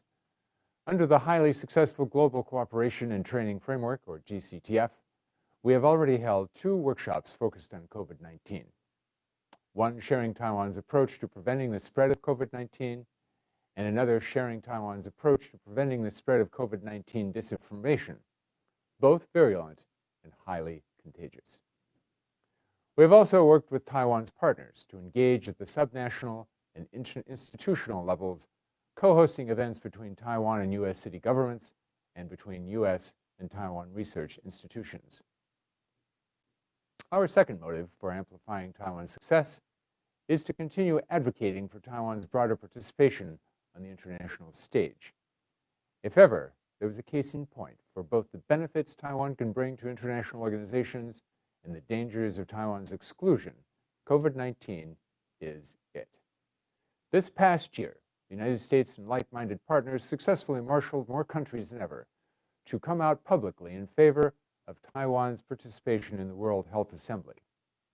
We look forward to reinvigorating that effort in the lead up to the next World Health Assembly and another international fora that would benefit from Taiwan's meaningful participation. Third, Taiwan is a clear counterpoint to a now infamous narrative promoted by the PRC and other authoritarian countries, namely that democracies are ill-equipped to manage crises. Taiwan excelled at containing COVID-19, not in spite of its democratic institutions, but because of them. Open, honest communication between the government and the governed has been a hallmark of Taiwan's response. Taiwan's spirit of intellectual freedom has led to innovations that are already helping the global community manage this crisis and will transform our societies for the better after this crisis has abated. Beyond our COVID-19 cooperation, the United States and Taiwan are also working together to ensure that countries around the world can become more technologically advanced without becoming less secure. Last month, I was pleased to announce an AIT-TECRO joint declaration on 5G security. This declaration affirmed our shared vision of a secure digital economy, one in which the United States and Taiwan lead a worldwide effort to transition away from untrustworthy network hardware and software toward trusted ones, one in which telecom providers are not subject to dictates that undermine the rule of law and intellectual property rights, and one in which consumers, forced by global health conditions to conduct business, studies, and health management virtually, can do so without forfeiting their privacy. Taiwan is now a member of the Department of State's Clean Path Initiative, and I am confident our commercial and cybersecurity activities in this space will only continue to grow. The United States and Taiwan are also natural partners in addressing another global concern revealed by the COVID-19 pandemic: the risks of relying too much on a single country or supplier for critical materials and technologies. As we plan for a post-pandemic world and evaluate what changes to the global supply chain are necessary, one thing is certain: Taiwan has demonstrated time and again that it is a reliable partner and a critical player in moving toward a more sustainable global economy. We know that Taiwan is already at the center of regional high-technology supply chains. Taiwan firms are the industry leaders that helped to develop ICT and other supply chains over 30 years ago. Helping economies, sectors, and companies to build out secure supply chains will require sectors and companies to build out secure supply chains will require a coordinated effort across the Indo-Pacific region and around the world. Recently, the United States, Taiwan, the European Union, and Japan convened a public and private forum in Taipei to strengthen collaboration on securing supply chains and supply chain resilience in the ICT and medical sectors. The United States and Taiwan will continue to lead this effort. Finally, the United States and Taiwan are working together to promote academic freedom. For the past couple of years, we have witnessed two distinct but related developments. First, universities around the world, including many in the United States, have closed Confucius Institutes because of their role in orchestrating PRC censorship and influence campaigns. In the price of Confucius Institutes, despite their heavy endowments, was too dear. As Confucius Institutes are shuttered by the dozens, there remains enormous unmet demand for Mandarin instruction among American students. At the same time, Taiwan has stepped up its English language instruction in the hopes of internationalizing both its student body and its workforce. President Tsai has announced a goal of making Taiwan completely bilingual by 2030. Doing so would mean that Taiwan students and young talent who wish to gain experience outside of Taiwan would have options beyond the PRC.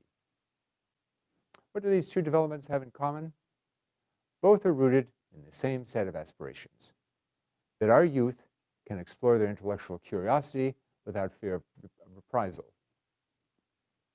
do research in a place where they can access the uncensored internet, forge relationships with companies that do not take orders from their government, and operate free from pressure to spy on others or steal trade secrets. To that end, AIT is working with Taiwan counterparts on a number of programs that will help Taiwan instructors fill the vacuum left by defunct Confucius Institutes, encourage American students of Mandarin to pursue their studies in Taiwan, and provide more opportunities for Taiwan teachers to study English and the teaching of English in the United States. And I would be remiss if I did not mention the recently announced US-Taiwan economic and commercial dialogue. Taiwan watchers like yourselves know how much effort has gone into opening the Taiwan market to US pork and beef. As I'm sure you have witnessed over the past 2 weeks, there has been a groundswell of support among US officials for President Tsai's decision to remove this bilateral trade irritant, despite the political costs. This progress paves the way for us to take our economic relationship to the next level. Most immediately, that means a new economic and commercial dialogue, which will be led by the Department of State's Undersecretary for Economic Growth, Energy and Environment, Keith Kroc. This new senior-level annual economic dialogue will provide a platform to strengthen US-Taiwan cooperation in all of the areas I mentioned above and more. Reorienting technology and medical product supply chains, enhancing investment screening and intellectual property rights protection, and expanding infrastructure and energy sector collaboration. It is inspiring to review the many areas in which the US-Taiwan partnership has thrived this year. We all know that neither Taiwan nor our partnership can reach its true potential under a constant shadow of menace from across the Taiwan Strait. For decades, the United States has affirmed our commitment to Taiwan's self-defense by referencing the Taiwan Relations Act and the 3 joint communiques between Washington and Beijing. The requirement that Taiwan's status be resolved peacefully and without force or other forms of coercion has underpinned our unofficial ties with Taiwan and our official ties with the PRC. U.S. Assistant Secretary of State David Stilwell gave a speech last week about our relationship with Taiwan, in which he highlighted 2 recently declassified State Department cables that are now displayed on AIT's website. The first cable explains that the U.S. willingness to reduce its arms sales to Taiwan was conditioned upon the continued commitment of the PRC to a peaceful solution of cross-strait differences. But the United States would continue providing Taiwan the equipment it needs for self-defense in accordance with the provisions of the Taiwan Relations Act. The second cable offers 6 assurances to Taiwan reaffirming that commitment. The goal of releasing these cables, along with an internal presidential memo drafted by President Reagan in 1982, was to ensure that the joint communiques would be understood in the proper historical context. As Assistant Secretary Stilwell said in his speech, the United States is fully committed to upholding the Taiwan Relations Act and fulfilling our commitments under the 6 assurances as well. The 6 assurances have long been a foundational element in U.S. policy toward Taiwan and the PRC, and now they are part of the public record and counted among the primary source documents that guide our cross-strait policy. I would conclude by saying that as the United States and Taiwan look back on the past 41 years, we see that our journey together not only exemplifies mutual benefit, but also convergence. We have converged on a commitment to democratic governance. We have converged on an economic model that views human capital as the most valuable resource, and we have converged on an international posture of striving to be a force for good in the world. Our convergence with Taiwan also brings into sharp relief a corresponding process of divergence. The PRC has charted a path that diverges sharply from the United States, Taiwan, and the entire community of democracies by refusing transparency and suppressing individual liberties, and by building an economic model that relies on predatory and coercive practices. It is not surprising that this pattern of behavior has led countries around the world to reassess their relationships with the PRC. But as I said before, the US-Taiwan relationship stands on its own merits. As Beijing's relationships continue to unravel, we at AITA will continue to focus on our primary mission: identifying new areas of US-Taiwan convergence, exploring new avenues for US-Taiwan cooperation, and delivering the benefits of the US-Taiwan partnership to our two societies and to the entire global community. I thank you all for your support of this invaluable friendship.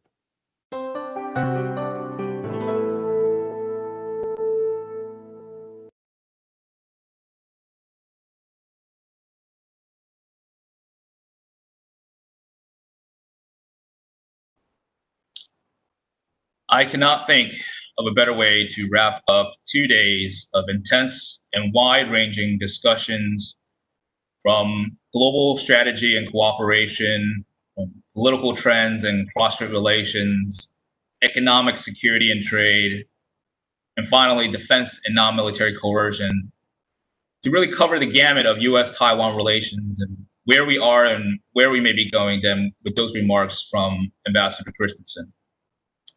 Finally, I want to thank our co-founders, our board of directors, our advisors, and supporters. All that we do here at GTI would not be possible without your support. Special thanks are also due to the incredible staff here at GTI. And I would just name them briefly. Jack Leo, Marshall Reed, Catherine Schultz, and Jennifer Chang. You know that we rely upon you greatly for your contribution to this organization, as well as our team of interns. Thank you all for joining us for GTI's 2020 Annual Symposium. If you're not already subscribed to receive all our updates from our programs, please do so by visiting our website at www.globaltaiwan.org. And most importantly, please stay safe and stay healthy. Thank you.